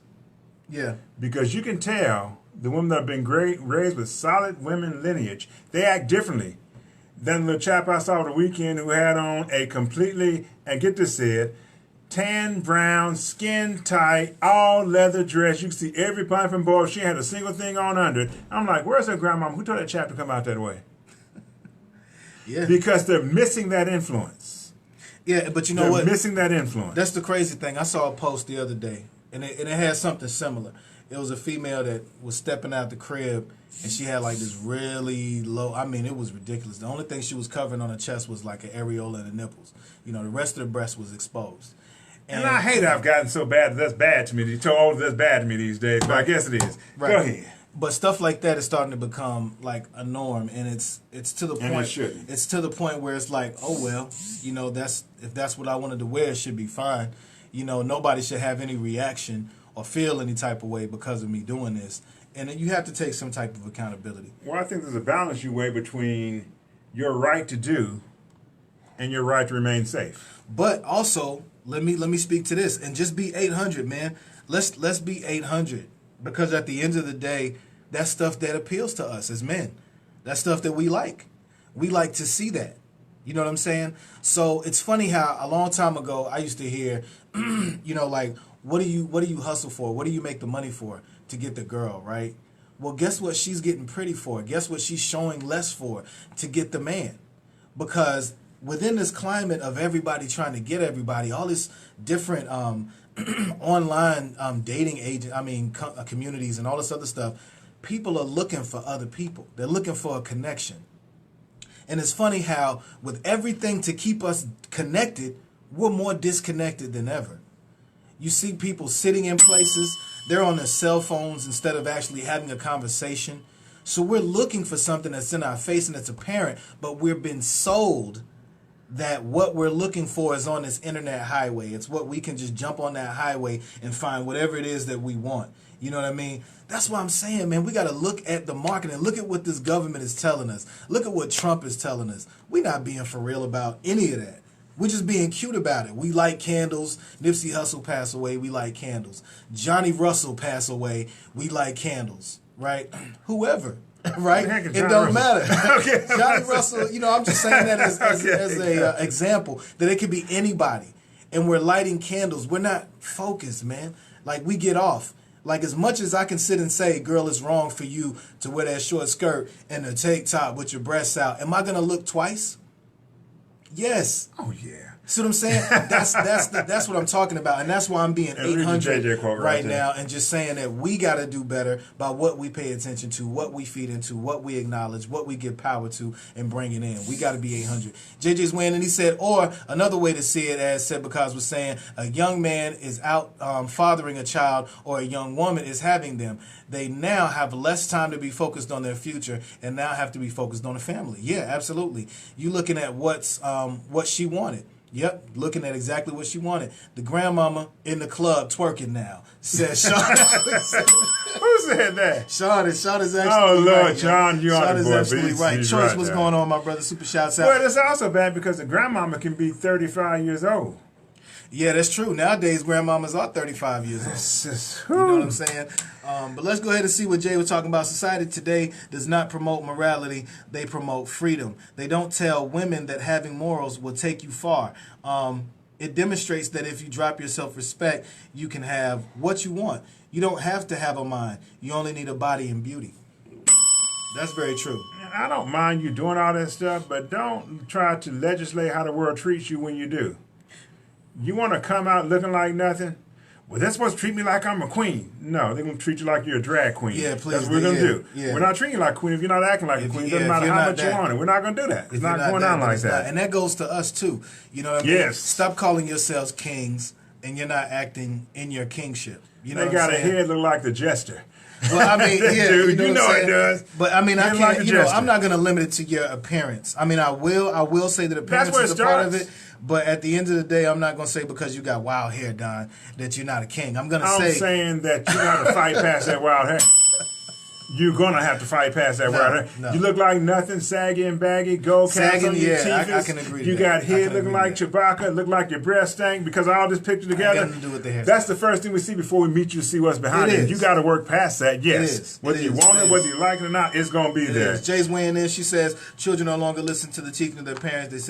That says cover up, get an education and career, demand respect, and be independent. No doubt. They listen to the world. This is the destruction of our future. Exactly. Absolutely. All right, here's Choice, appreciate you tuning in, brother. And here's how to raise one. 10 intentional things we implemented within our four walls that we hope and pray will produce young men who will lead, serve, and love others well. Get a pen, folks. You'll like some of these. Number one. Let them be boys. Let them be boys. Boys be boys. It sounds simple, but so often we try to restrain and change things that little boys simply cannot change. They run. They are loud. They turn everything into weapons. They get dirty. The mom of three boys gave me great advice when Trooper was born. Mm-hmm. Every day, make sure you give them an opportunity to get this energy out. I'm not saying don't teach them when to be quiet and what furniture they can and cannot turn into American Ninja Warrior courses. Mm-hmm. I'm just saying that there is a noticeable difference in their behavior when they're allowed to run and be free. Yeah. So let them do what boys do. Why y'all fighting all the time? Because that's what boys do. That's what boys do, yeah. You can try, look, you put them together, that's the dynamic you're going to get. Mm-hmm. And all of a sudden you taught one to act like a little girl. That's why they ain't going well. Because then he got picked on by little boys acting like a little boy. Yeah.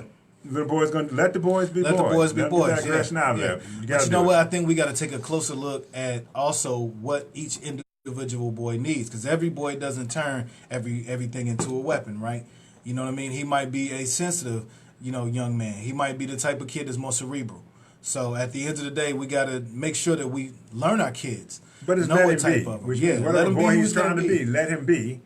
And that's sword. Let's read the book. Let him read the book. Let him read the book. Yeah. Now, there's some let him bees I ain't letting him do. Now, there are some let him bees I'm not letting him do, too. Well, I want to pay my Barbie doll. You ain't getting a Barbie doll. You ain't playing with your sister's Barbie doll. You're going to get slapped in the back of the head with the Barbie doll. You're not doing that. That's not what we do. Let's let boys be boys, not let boys be girls. Right. We ain't going there, so we ain't trying that.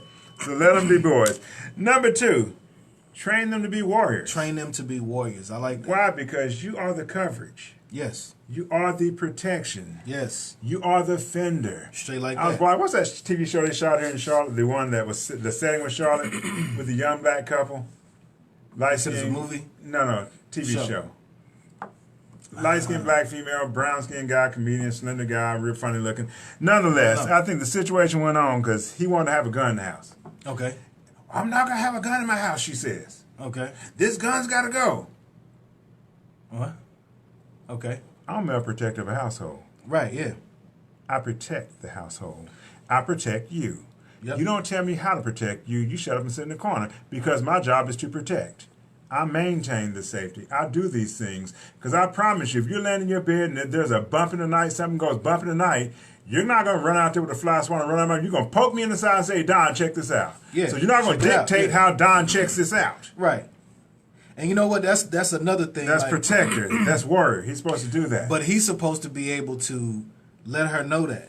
He's supposed to tell her to shut up. He's not supposed to, he ain't got to tell her to shut up. But at the end of the life's day, online, you told her to he's shut got up. it. Nah, he ain't got to tell her to shut up. Okay, he could choose to tell her to shut up. I'm advocating to tell her to shut up. Yes, I want to tell her. No. I'll tell him to shut up for her. Yeah, don't do that. So moving on. At the end of the day, that's his responsibility. That's what we talk about when it says men being men, right? I'm not going to let her dictate how I'm going to protect the house. Now, I'm going to educate her on how I protect the house. But at the end of the day, if I need to have a gun in here, then I'm going to have a gun in here. And he needs to be able to bring that to her in a way where she can receive it. See, everything can't be done by brute force. Now, I can handle the intruder with brute force, but I can't handle my wife or my girlfriend or my woman with brute force in order for her to get, the point of what I'm saying. Sometimes you got to try to reach for their heart. See it? And sometimes she you better have be to be strong aggressive. enough to be. She better be strong enough to shut up with me. Certain words you got to handle when you're about damn black. Why come you can't be strong enough to change your vernacular towards her? Because that can change her personality. When she hears "shut up," then you might get, and if you I don't know, you might not get a black woman anyway. They might not. They probably won't tolerate you. You know what I'm saying? Speaking of the queens, the ladies you have on your show are nothing but queens. I agree with that, brother JJ. Thank you. Constance, welcome. Good morning. Good classmate from Kannapolis. No doubt. Was he Rashida? What's going on? What he has a future as a hairdresser? Then why they play with Barbie? What he has a future as a hairdresser? What does he have, a future as a hairdresser? Then why they play with Barbie? Yeah, you got it. Don's old school. Sean, I'm very old school. You got it. I'm going to say this. And a dress designer, says Fran. I did hair. And Wanda Collins, how you doing? Long time no see. I did hair for a long time. You know what I'm saying? I used to work at a hair cuttery, So I did hair and I did colors, cuts, styles, all that good stuff. But at the end of the day, it's certain things you don't give your son. We're not going to be in the living room and he's sitting there braiding the dog's hair. Nah, son, we're not doing that. No, give me that. Slap the back of the head. Get your butt up. But like I said, there's nothing wrong with having a sensitive child or a child that doesn't turn everything into weapons. But I do believe that number 2 is correct. Train them to be warriors. My son Cedric is not the fighting type. You have to really push him. Now, Chase and Zay, that's completely different. You know what I mean? Sammy is a fighting type. Right. You got to push him. That's what I said. You got to push him. He's coming out. You know what I'm saying? So even though I know that, I don't force him to do the same level of exercise and rigors that I had with Kalani. And even though, of course, Kalani's a girl, you know what I mean? Kalani's just very physical. So I met him where he was. You know what I mean? He wasn't the type to put on the boxing gloves and hit the heavy bag. Even though that's stuff that I love to do and he's seen me do it many times, I didn't force him. You know what I mean? If we went out to the garage and we're hitting the heavy bag and he's looking at me, he might say, listen, can I try it? Right? He'll try it. And when he tries it, then he's cool. And then when he's had enough, then he's had enough. Now, of course, while he's doing it, I'm giving him exercises. I'm giving him techniques and teaching him, but that's not his thing. But give him a knife. Give him push-ups and calisthenics. He's good with that. I will tell you, but you may or may not understand this yet. Teach him karate.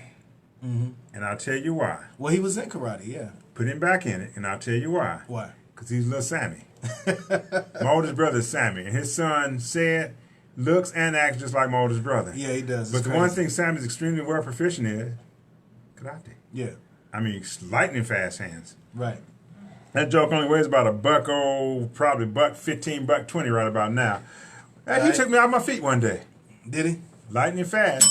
I mean, before I knew I was feet up in there, I fall on the couch. Boom, yeah. Took me flat out. Now, granted, he only weighed about 20, 30 times, so I grabbed him, threw him straight back in the air, and he landed like a cat. Very, she said communication is the key, and if you can't talk to me respectfully when we have then we have nothing to talk about. Some things are okay when you are playing around, but you don't have to be that aggressive when you're trying to make a point. Jay, that's turn me Jay around. And that's Jay, the point. You about to say something silly. Jay,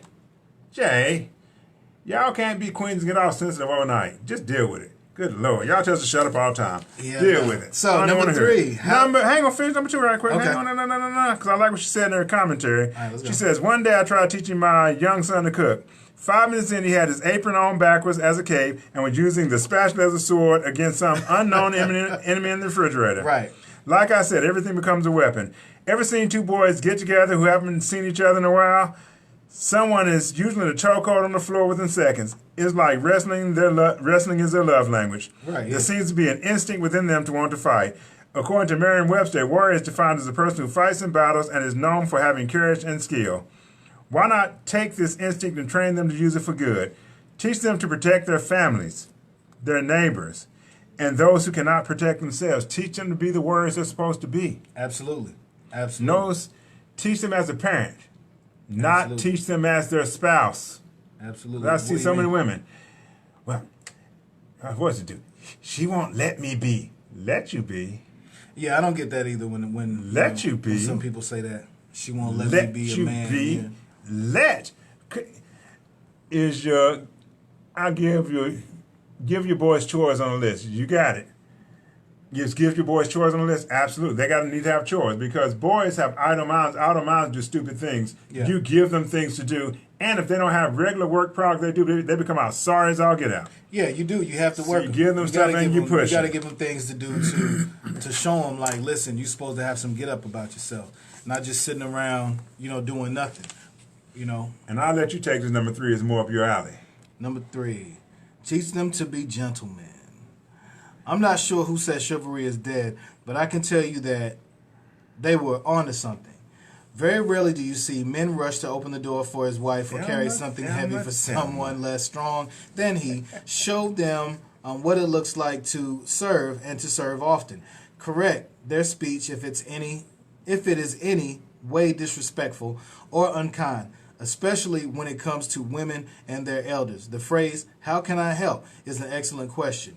You can encourage them to ask on a regular basis. Nothing feels better than serving others, so give them opportunities not only serve within their home, but to always be the lookout for ways to serve when outside the home as well. Change the stranger's tire, carry that neighbor's groceries in, or pass out food at the local food bank. Absolutely. And you do that naturally. That's why I said that's you. Absolutely. Because you are the protector of the world. You are number 2 and number 3 and number 1. Well, sort of number 1. We still got a question on number 1. But number 2 and number 3 heavy, which is, if I didn't pick on you all the time, Audra from Brooklyn, how you doing? Audra.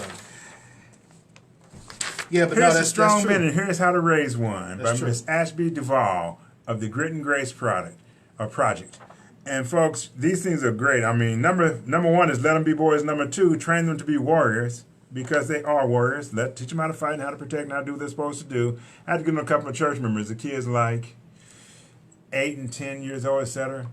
They roll to the church and get up and run on in. Mama's still in the car. Mm-hmm. And I stop them at the door. Why are you at the door? Where your mom at? Mm-hmm. How the heck you get to the door before she is, and who's protecting her while you at the door? Mm-hmm. Get back out. Go get your mom. Don't come back in without her. Right, yeah. Now, the sad part about it, she come in, it's okay. It's not okay. It's not okay, yeah. That's where shut up comes in. That's where shut up comes in. You got it. Shut up. Because you got to teach them how to do that. The first person you're supposed to protect is mama and brother and sister. Yeah, you got to protect family that. first. Yeah, family first. But I encountered that when I was at a restaurant. I saw a little boy was running in the store like, I'm coming out. While I'm coming out, he's just running in. Mama's behind him. He done let the door pretty much shut on mama. I catch the door and told him, I said, hold on, wait a minute. Come on back. And he looks at me, totally strange. And the mother, I guess she already knew what it was. I said, nah, you need to come back. Hold this door for your mom. Matter of fact, hold the door for me because I'm going to come out after her. You know what I'm saying? So his mom came in, I walked out. That's how you're supposed to do that. We don't have people that want to, especially speak into other children's lives. We keep on using this terminology, it takes a village, right? Oh, my village of people, my community. We say that stuff, but then when it comes time for somebody to reach and help out and actually speak into your child, people get offended. You know what I'm saying? They want to get mad because I might have to snatch a hole in your little boy because he ain't doing the right thing. Don't get mad at me. Be mad at yourself because you have not given him that. Man, they stayed mad at me for church for beating up kids and getting them right and making them act right and do all this stuff. And little kid want to come into the conversation. What the little joker said one time? I'm not with us. I'm out of here. Anybody told you a little behind to get in there? Get the heck out. Because this is grown folks conversation. Get out. Right. And know you fit in and this ain't it. Now let me get on your mama. Because Right. I'm hitting both of them. But said it also happens the same with adults. Yeah. Want to tell them the Red Robin story? Oh, when we open the door, yeah. That's the crazy Go thing ahead. too. But you know what? That goes back to two things. I'm gonna tell the story, but I have to throw in this after the fact. And that was, we went to Red Robin once. We were with a colleague of ours. Somebody worked in the same building, and all of us went to lunch. So Don and I are going in. When we go in, we open the door for her. Do you know she got mad at us? What y'all opened the door for me for? I don't need you guys to I don't do it. need You know you, she's from New I York. don't need you guys to open the door for me. She knows she's from That's New what she York. said. She said, I don't need you guys to open the door for guys. me. You know what I mean? And we just did, from there, we started giving her hell. Like, you just had to, like, we tore her up. But at the end of the day, And man, that's why it's a bad thing, though. It's a bad thing when a woman doesn't know when she's being treated like a queen, when she's being respected, when she's being appreciated. Because she's so used to not being treated that way that when she is, it looks foreign. That's just like people with money, you know, or people that never had money and then they come into it. They don't really know what to do with it because, first of all, I'm waking up every day in this great place and I'm used to waking up somewhere else. I've got to get assimilated to the better. Even though they know that they are worth the better, when they actually receive the better, they probably receive it in levels. You know, tax money level better. Right? So I feel like I'm good enough to get this good tax money back. I'm good enough to go on 1 vacation, 2 vacations a year. You know what I'm saying? When you get the opportunity for your life to become a vacation and you start treating yourself with the type of love and respect that you should have, for some people it's not an easy seat to sit in because they're not accustomed to it. So we have a couple of weigh-ins over here. Jay is saying some things. Let's see. Jay better be nice to me over there. Some things are okay when you're playing around. Okay, she said that. Choice is coming back. He said, shut up is not always the word used to express a woman's need to be humble. Follow and listen. Not knowing when to listen is a problem. And it is part of the enemy. It is part of the enemy that tells us all that it is you right back to at your male counterpart. Break that down for me, Choice. Tell me what you're saying right there. Okay, that part. Okay, cool. He came in quick. Super shouts out to Choice and everything you're doing. Choice, bring that back in. Bring that back in to me. Speak to your brother. But yeah, he said, shut up is not always the word used to express a woman's need to be humble. Follow and listen. You know what I'm saying? So break some of that down for me, Choice. Let me know. So I should tell her follow and listen? Tell her, I guess. I don't know. He gonna bring it back for me. I like shut up as much easier. He gonna bring it back. Flows. You know, shut up as flows throughout the time. Good. Sometimes and Audra said, open my door. We New Yorkers love that. Well, this one didn't. Audra, I got your door anytime you want it. That's my buddy. Sister Parlamore, how you doing? And good. Ain't you got a birthday today? Happy birthday. No doubt. Got it. But yeah, I'm totally with that, man. Teach them to be gentlemen. You know, and that's even to say, fathers, even if you're not a gentleman, I know it's going to be difficult to try to teach somebody something that you're not. You know what I'm saying? But for that point in time, a football coach is not on the field running the plays. He's looking at his players. He's seeing the mistakes that they're making. He's seeing what can make them better players. And he's giving them instruction and guidance upon what he knows can be better. So where I made mistakes in my life, I teach my babies to do better. You know what I'm saying? And can I speak to my ladies again? I'm going to be nice this time, said. Oh, Lord. I'm not going to say the word shut up at all. I promise you I'm not. Sister Melissa, how you doing and welcome. Tomorrow. What's tomorrow? Sister Audra. Sister Fran. What's going on tomorrow, Audra? She's going to tell me in just a second. Okay. But to my ladies, if you're walking into the restaurant or coming out as said. Reese, what's And going someone on? has to hold the door. And because your son runs out and drops the door and you brings the son back and explains to him, open the door and hold the door for your mama and for me. Nick, what's going on? Ladies, reinforce that. Reinforce it. Reinforce that. Please do. Don't say y'all it's aren't okay. reinforcing. Because I have to tell the same kids every week because mama would never reinforce it when I wasn't there. And I'm glad you mentioned that because I want Reinforce women to think about that. When you're saying, a lot of you say that there aren't any good men out here, right?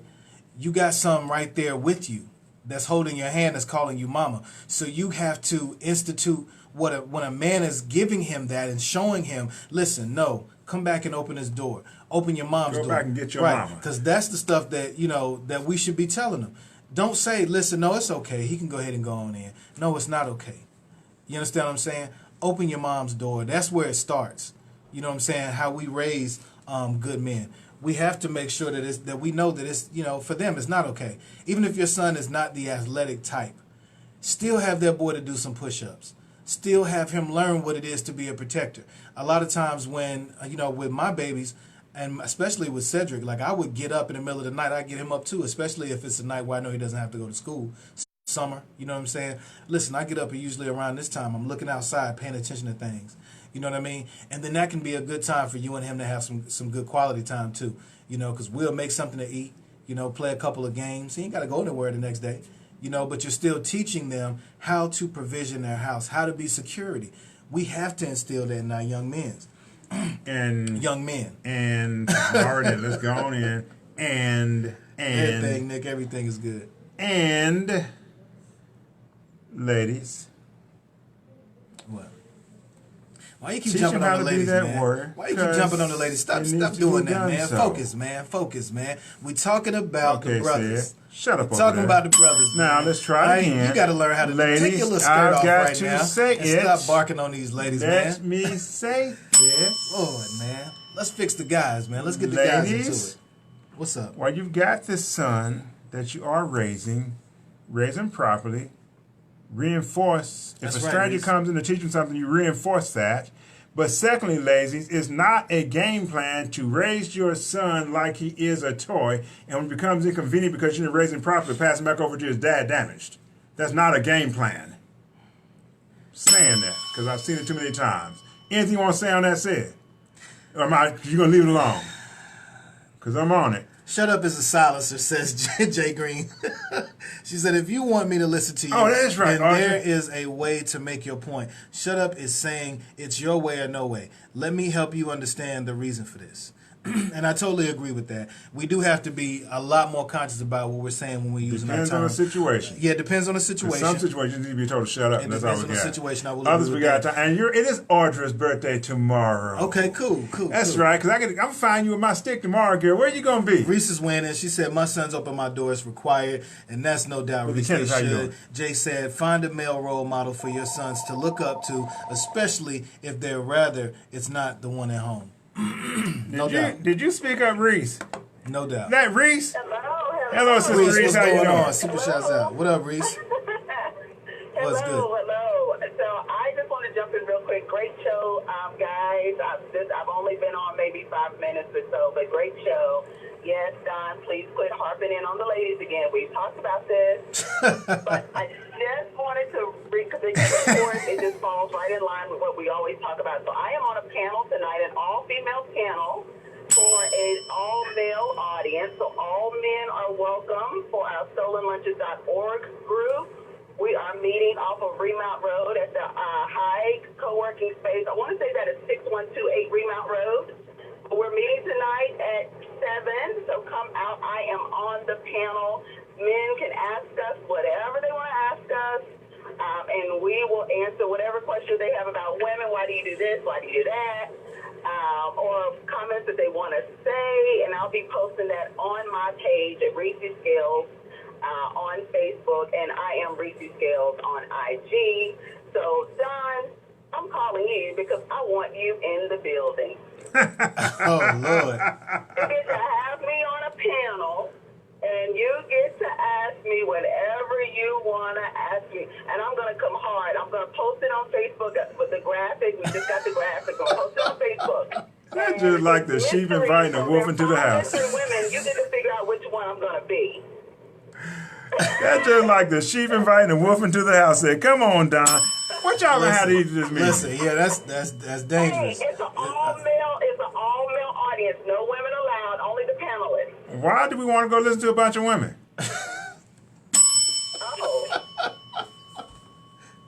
And are there gonna be medics? Are there gonna be medics? Are there gonna be medics close by? Said hit the bell. Well, first of all, I don't need you to speak for me, Don. First of all, let me just say this: you said that your remarks were geared towards Don, so I ain't got nothing to do with that. This is all about Don right now. I am not involved. And if you want to eat tonight, you won't be hitting no bell. Listen, first of all, you gotta tell me what type of food y'all having. For real. But yeah, definitely. What we're talking about, here's to strong men and here's to how to raise one. What'd you say, Reese? What'd you say? I said, to be honest, I don't think you need to come. I think you have a very open-minded view. You're able to communicate across all genders, and you're great with that. Don, I'll see you at 7. Reese, I communicate across all genders and I speak direct. Because you may disagree with what I say, but I ain't said nothing wasn't true. Okay. And I can support and back up all of it. What I meant to say was, you communicate effectively across all genders. That's what I meant to say. Okay. Don, I'll see you at 7. Let's see. Audra's from Brooklyn. She says, please tape that show. Sean says, oh, Lord, Don gonna start a riot. Don, that looks like an ambush, says JJ. Look, said witnessed me walk into the whole room with all my cousins female. Were you there? I was present. How did it come out? You know what? It was all right. So, You made it. I dropped Sed's name the other day because in 2 weeks we're doing an all-male panel to a group of 100% female audience. Okay. You want me on the panel? So I'm hoping, You want me on the I panel? do not want you. You know what? On the panel, I can't imagine any panel. If we were teaching financial literacy, I'd want you on the panel, Don. But anything related to gender relations, no, I do not want you on the panel. I thought y'all strong queens could handle the truth. Apparently not. Queens can handle the truth. Y'all call yourself queens, but truth affects you. Come on now. I ain't saying that was a lie, so come on with it. You're a bucketer. Don. You put everybody in a bucket. You put a whole gender in one bucket. You do this all the time. It's going to be really hard for us to get you married off if you don't straighten up the floor. Well, look, I agree they do all go in the bucket. And the ones that make their way out, make their way out. But y'all put in the same bucket to begin with. You got to fight your way out. That shows you're worthy to get out. Here we go. There you go. It sounds reasonable. Good morning, Brother Abby. How you doing? What's going on? And this is the reason why Stan has a bigger fan club than you. This is why. Because Sed's a girl. You know what? Sed, I have to fight for my love with Sed. Because there's always women trying to get at Sed. Ain't nobody fighting over their love with you, Don. I'm not Don. Reese, you were being correct on that. I don't know what's going on right now. All I want to say is www.iconofsuccessglobal.com. Make sure you get the money facts you can trust. Here's the strong men, and here's how to raise one is what we were talking about. We definitely ran through a lot of them. Let them be boys. That's right, train them Sean. to be warriors. Teach them to be gentlemen. Don't give them everything they want was number 4, and there's a lot of other ones that we going through. But at the end of the day, y'all can catch these. Like I said, I'm gonna post a lot of them on my wall, Don, since that way we didn't really get through it. Not unless you just want to finish this and not go into 20 Sister simple Reese, you ways still with to be us? smarter about your money. You know what? I'm going to let you guys finish the show because I just love it. I love the dialogue. I'm a mother of 3 sons, and it is very important that we raise our sons to be men. Yes, indeed. Send them to me. Let me help you. It's very important. Send them to me. Let me help you. Okay, so what I meant to say is raise them to be effective men, not chauvinistic men. Oh man. I've been called worse than chauvinistic. That's nothing. Suck him down. And you know what, Don? Because I love you, that'll probably be the worst I'll ever call you. But you are extremely misogynistic.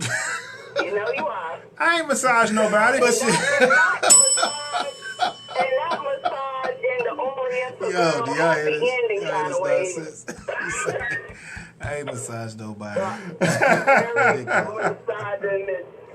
And you see, the thing is, Reese, I'm trying to train y'all to be tougher skinned. You call me names that don't affect me at all. Said see me cussed out face to face, it didn't affect me at all because there's no name you can call me that affects me. You can tell me to shut up, it doesn't affect me at all. I You did. can call me nigga I did witness him being cussed out at point blank range. And he still laughed. And he's right still in alive. face. Yeah, he's still I alive. laughed in the person's face and kept on kicking. You can't tell a woman to shut up. Yeah. Why not? That's going to take the conversation to a whole. This is the thing.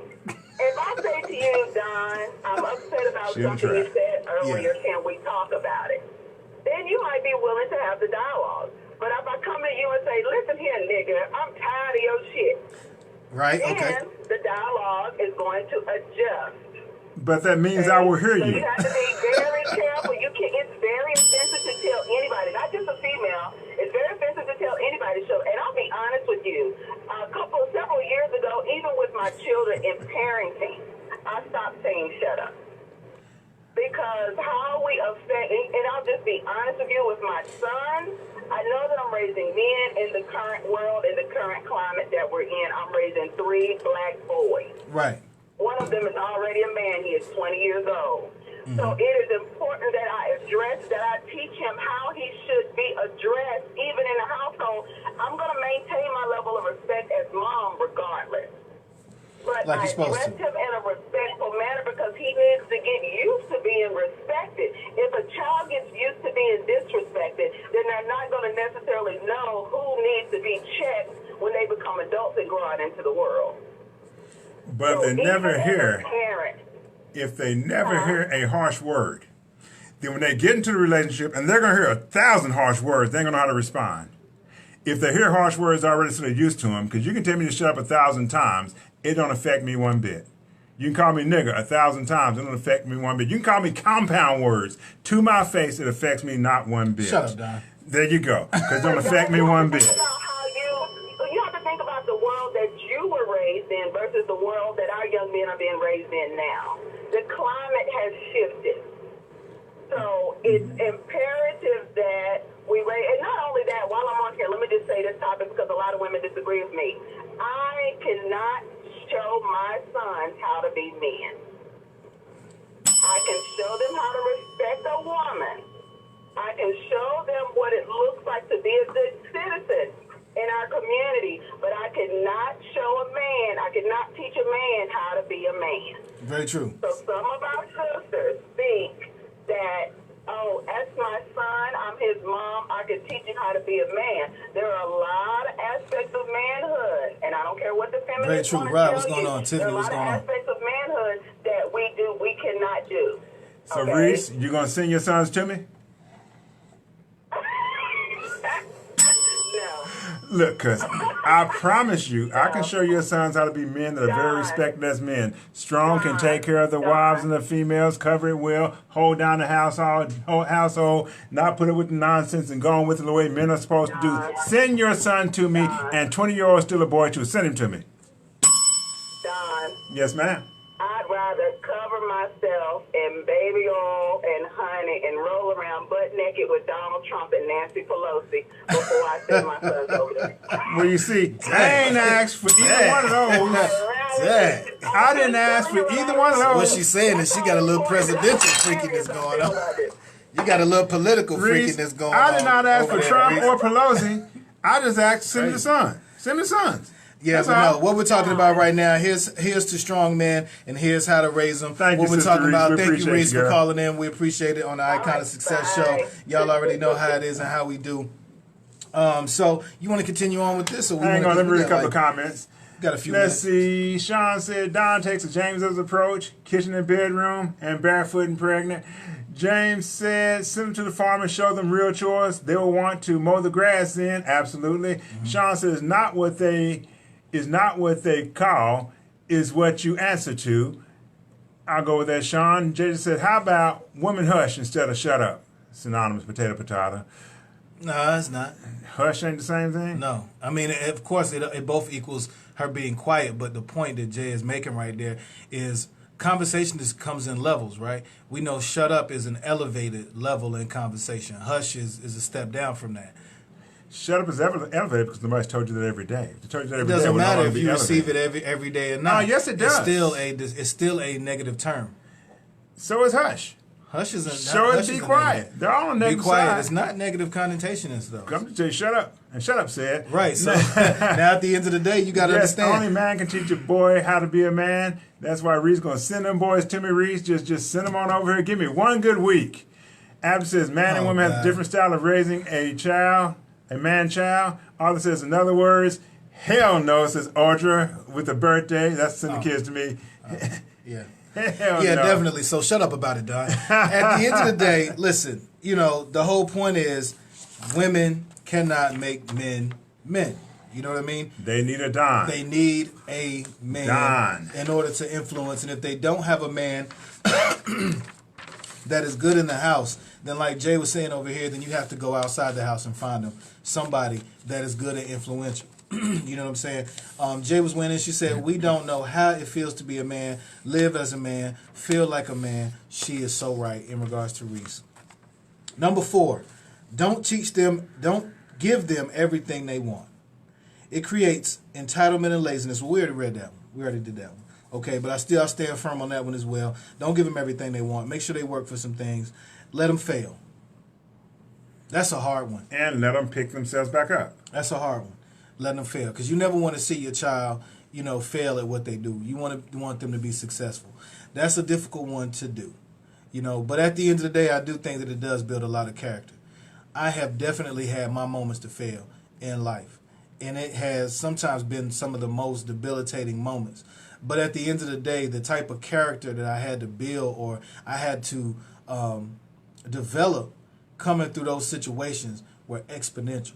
It created something in me that said, listen, don't quit, keep driving. Even in the moments where you're on your knees, you feel like your back is against the ground. Forget against the wall. When your back is against the ground and you have absolutely nowhere to go, it creates something in you that makes you a lot more resilient.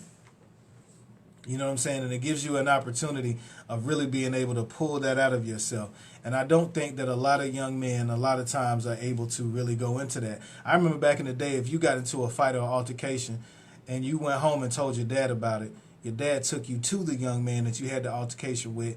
Y'all had to fight it out. It wasn't you going to pull out a gun or you get all your homeboys even though you know you dead wrong. And then at the end of the day, y'all go handle it and go make the situation worse. He punched you and you came home It crying. was a one-on-one Get back out there situation. until you come back home to your there. whooping. That's how it was, man. Rael, what's going on? That is absolutely correct on that one. Ab said, I raised my boys to be strong-willed in the right direction, and my daughter I surrounded with the right positive women influences. Mm-hmm. I like that, folks. Yeah, that's what you got to do. Let's take on our second topic for today, Brother Said. All right. Or our final topic, main topic. 20 simple ways you can be smarter about your money. Okay. 20 simple ways you can be smarter about your money. Financial literacy is just as important in life as other basics, says John Rogers Jr., because financial literacy is massively important. I know that y'all don't often think so, because y'all have this crazy idea that you ain't got to learn this stuff because I ain't in a trap yet, or I can always hire somebody to do it for me. No, you can't do that either. Y'all got a whole bunch of things in there to try and keep you from learning what you have to learn. Mm-hmm. Folks, there's some things you flat out have to learn. Until you do that, you're going to keep failing and failing and failing financially. And that's killing y'all. I hate to tell you, it's killing you. So 20 simple ways you can be smarter about your money. Let's talk about them. Number 1, salary is not the same as savings. And by the way, folks, I'll tell you up front, I ain't going to agree with all of these. Salary is not the same as savings. Your net worth is more important than how much money you make. It's amazing how people don't realize this simple truth. Having a high salary does not automatically make you rich. Having a low salary does not automatically make you poor. All that matters is how much you save out of your salary. And yes, but no. Yes, but no. Because the last time I checked, let's see. I can't go to my mortgage company and say, this is my net worth, take that and change for my mortgage payment. Right. I can take money, which is your salary, and do that. or I can take cash flow, which is the money that you make off your assets while you're not working, and do that. But I can't do that with net worth. Right. Because I have the issue with the concept of net worth. Because people try and base things on net worth. Net worth doesn't pay your bills. Net worth does. Look, I wish you would go into child support court and say, I ain't sending the money, but I got net worth, Judge. What we going to do? As the deputy walks up behind you. So understand, place his folks. hand upon yours. It's going to be a bad day, folks. Yeah, it's going to be a bad day. Because at some point in time, you got to get your cash flow. So take out the word net worth, drop that word, and yes, you have to have income. I'll agree with that. But I want your income converted into cash flow. But see, the crazy thing again about all this great marketing is everybody's always focused on the net worth. They're not understanding. Even a professional taking net worth. Even on a professional, on a professional table, people are looking more so to the net worth. They're not actually saying, like when they said Jay-Z's net worth is $1 billion, right? Somebody out there really think he got like $1 billion like in his pocket, right? No, that's an accumulative number based off all the assets that the person has. And that's not to say... Based on our perceived value of his assets. Based on our perceived value exactly. of his assets. You know what I'm saying? Of his assets. That's not an actual amount of money. That's not an actual number. It's really just a hypothesis. You know what I mean? Like, we're guessing at this, and we just are we're the foremost in this, so you're going to believe our hypothesis. So for me to say it, it's like you accept it automatically, But that's not the case. That is not the case. But we think that based off of the marketing of the term net worth, and you hear it now in music or in anything. Like I heard a girl in a song, she said, I just want to know what his net worth is. How does that doesn't benefit you? Well, tell her to define net worth and see if she knows what you're talking about. Yeah, that's not going to necessarily... She starts stuttering and stammering. Yeah, she probably doesn't. But, I mean, it's a good term. Like, we got to get out of just having good terms, man. Good conversations that sound really dope so everybody's feeling like this really is something that's great when it's really not. It's just a guess. It's a good guess at best, So, yeah, drop your phrase net worth, replace it with cash flow. And, folks, we're covering this stuff because you got to get adept on your financial literacy. That's what Icon Success is all about. We have fun here on the radio, and I pick with the ladies and what we're saying and do. And, yeah, I'm probably going to get beat up by Reese and Mona Lisa on the way out this building. So, Sid, you going out first. You can take That's fine. I mean, that's fine because I'm going to just trip you let you go ahead and roll on the ground. Yeah, I need you to walk in the door first. Just in case I get ganked on the way out the door. I ain't got nothing to do with it. I'm going. What do you mean you ain't got nothing? We in for a penny, in for a pound. Sister Karen, you feel yourself. How you doing this morning? What did it say? What did it say right here? Let them fail. You never stop learning. I'm going to let them fail. I got no, and shut up about it. Number 2, saving is more important than investing. Folks, you got to have both. You got to have both savings and you got to have investment. You got to have both. Yeah. You got to be able to manage your money, live on less than you make. Not live on what you make. Live on less than you make and save the difference. But I don't like saving because I still go back to richest man in Babylon, George S. Clayson. He said, each gold coin is a slave designed to create more slaves that work for you. The question is, where are your slaves working? Did you put your slaves in a savings account? And that's okay if you do that. The question is, are they treating your slave well? Did they pay him well? What's going on? Is 0.1% good pay for your slaves to work at, said? Yeah. No. No. I want my slaves working hard. You want to be broke? Yeah. Because you ain't keeping up with inflation. So you can't be. 0.1%, 1%, 2%, 3%. You're still not on inflation. Right. You're not covering it at all. So just saving is not going to do it. Now, saving is a fundamental you have to learn how to do. Saving is something that you have to do the simple stuff first, folks. I know y'all want to jump and say, I'm day trading now, Don, I got this thing. You're welcome, Brother Wise. You want to say I'm day trading, I'm out here, Don, I'm in the mix, I'm in real estate, I got all this going good. But if you don't know how to save first and foremost, if you don't know how to count second most, if you don't understand how money works in the industry you're in third most, you ain't going to have the most. Y'all understand this? It's not going to happen because y'all trying to bypass the fundamentals. If you can't get past what I call the 3 jugs, something I picked up from Robert Kiyosaki a long time ago, he said, get 3 jugs. On the first jug, put an I for investments. On the second jug, put an S for savings. On the third jug, put a C for charity. I for investments, S for savings, C for charity. He said, every single day before you leave your house, put an equal amount of money into each of those 3 jugs. I don't care if it's just $1 a day. Put an equal amount of money in each of those 3 jugs with one simple qualifier, or 2 things about it. Number 1, don't touch it. Number 2, don't count it. Investments, savings, charity, equal amount of money into each of those 3 jugs. Don't touch it. Don't count it. Can you manage money at that level? Now, how do you do that for those people out there that are like, listen, the same money that I'm going to be saving is the money I'm going to have to use to buy dinner tonight. Yeah. So my thing is change adds up. I'm going to say that. Like, let's talk about the physical dollars, right? You know what I mean? Because there are individuals who's like, listen, what I'm going to save, I'm going to have to use this week.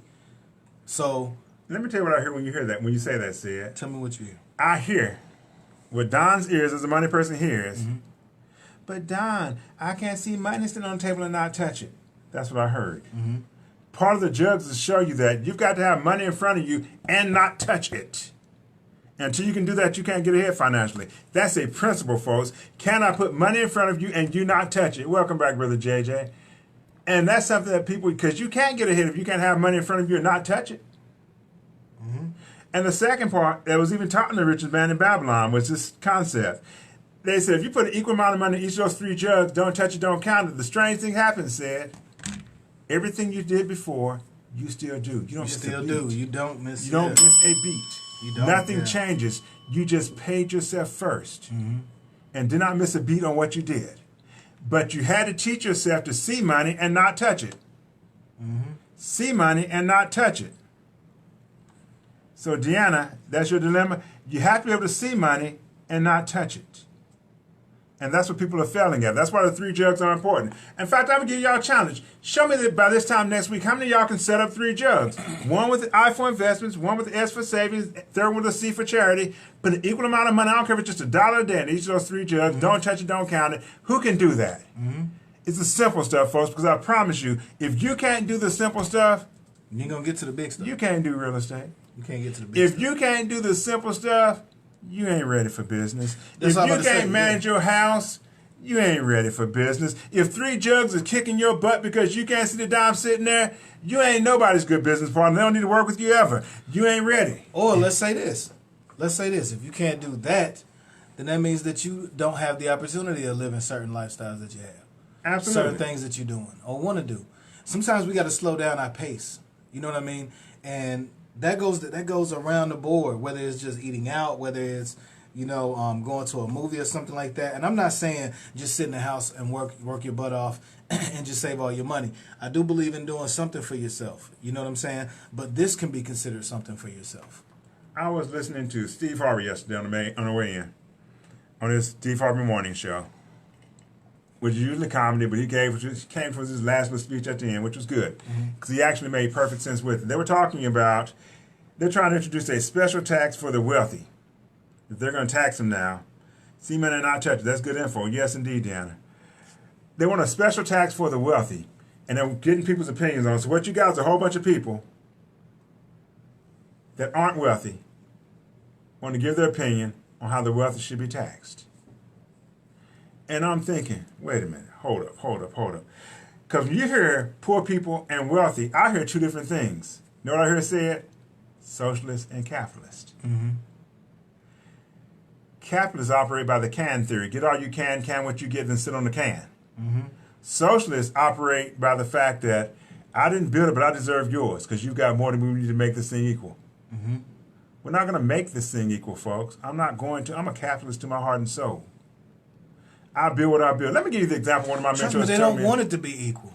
They don't want it that way. That's the thing. Go ahead. Like, we get so caught up in like you said, that socialist mentality. We want equality when it comes to economics.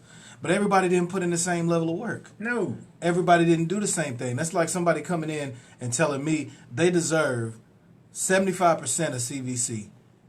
Man, you have not slaved as much as I have for this company. You haven't starved for this company. You know what I'm saying? So there's no way in the world I'm going right. There's no way in the world I'm going to give you 75%. You know what I mean, of my company, and we didn't put in the same work. Let me give an example, Sid. One of my mentors taught me this a long time ago. He said, this is socialism versus capitalism. This is socialism as he sees it. Good stuff. He said, picture me and Sid going out to dig a hole. And Sean said, in order to be a socialist, you must first become a capitalist church. Now, me and Sid going out to dig a hole. So Sid, you go get a shovel. And you start digging. Mm-hmm. And you're digging. It's hot out there, the sun beaming down. You're just digging that hole, digging that hole, digging that hole, and getting at it. Me, I went and got myself a lawn chair and put up at the top of the hole where Sid is digging. I set myself up an umbrella. Open that thing up so I'm in the shade. I got me some lemonade sitting there, put my tablet in my hand, I'm playing games on it, and I got my cell phone because I'm texting and talking along the way. And Sid just digging and digging and digging. And Sid sweating, he done got dirty and all that. And I believe I can almost smell him sitting at the top of the hole. He's starting to stink because he's getting musty doing all that sweating. And all of a sudden, Sid got down the bottom and said, "Whoo, I hit it, I found the goal." And the first thing I did is looked over in that hole and said, "Sid, I want my cut." Now, what's Sid supposed to say to me? Hell no. Is that before or after you hit me with that shovel? Right. Because it's going to be a shovel situation. I'm going to get hit with that shovel. Why? Because Sid has done all the work. Why would I deserve a cut when I decided I chose to sit there on a lawn chair? Mm-hmm. I chose not to build anything. I chose to spend all my time building somebody else's. I chose to go to the shoe shopping sprees, the clothes shopping sprees, the vacation trips, the sports cars, the boys hunting trips. I chose to do that stuff instead of do what I was supposed to do with my money. I chose to do all this stuff, but because I did all that stuff now, I want you to give me part of your share because I want equality. Mm-hmm. What the heck kind of sense does that make? See, that's when you're not thinking like a capitalist. Like a capitalist. Now, see, one thing I did, especially when it came to, and this is just a small example, like some of my clothing, jewelry, I found people that were interested in my image. I found people that were interested in my demographic, and they wanted to tap into it. So one thing I love about working with Concierge Clout is that like they'll send me glasses, they'll send me jewelry, they'll send me all kinds of stuff, and I don't pay for any of it because I'm an ambassador for their company because they understand that I understand certain mechanics about pulling people in to them. So I'm saying that to say this. When you want something, there's more than one way to get it. And you don't always have to do something, that's crazy or something that's nuts in order to get it. But you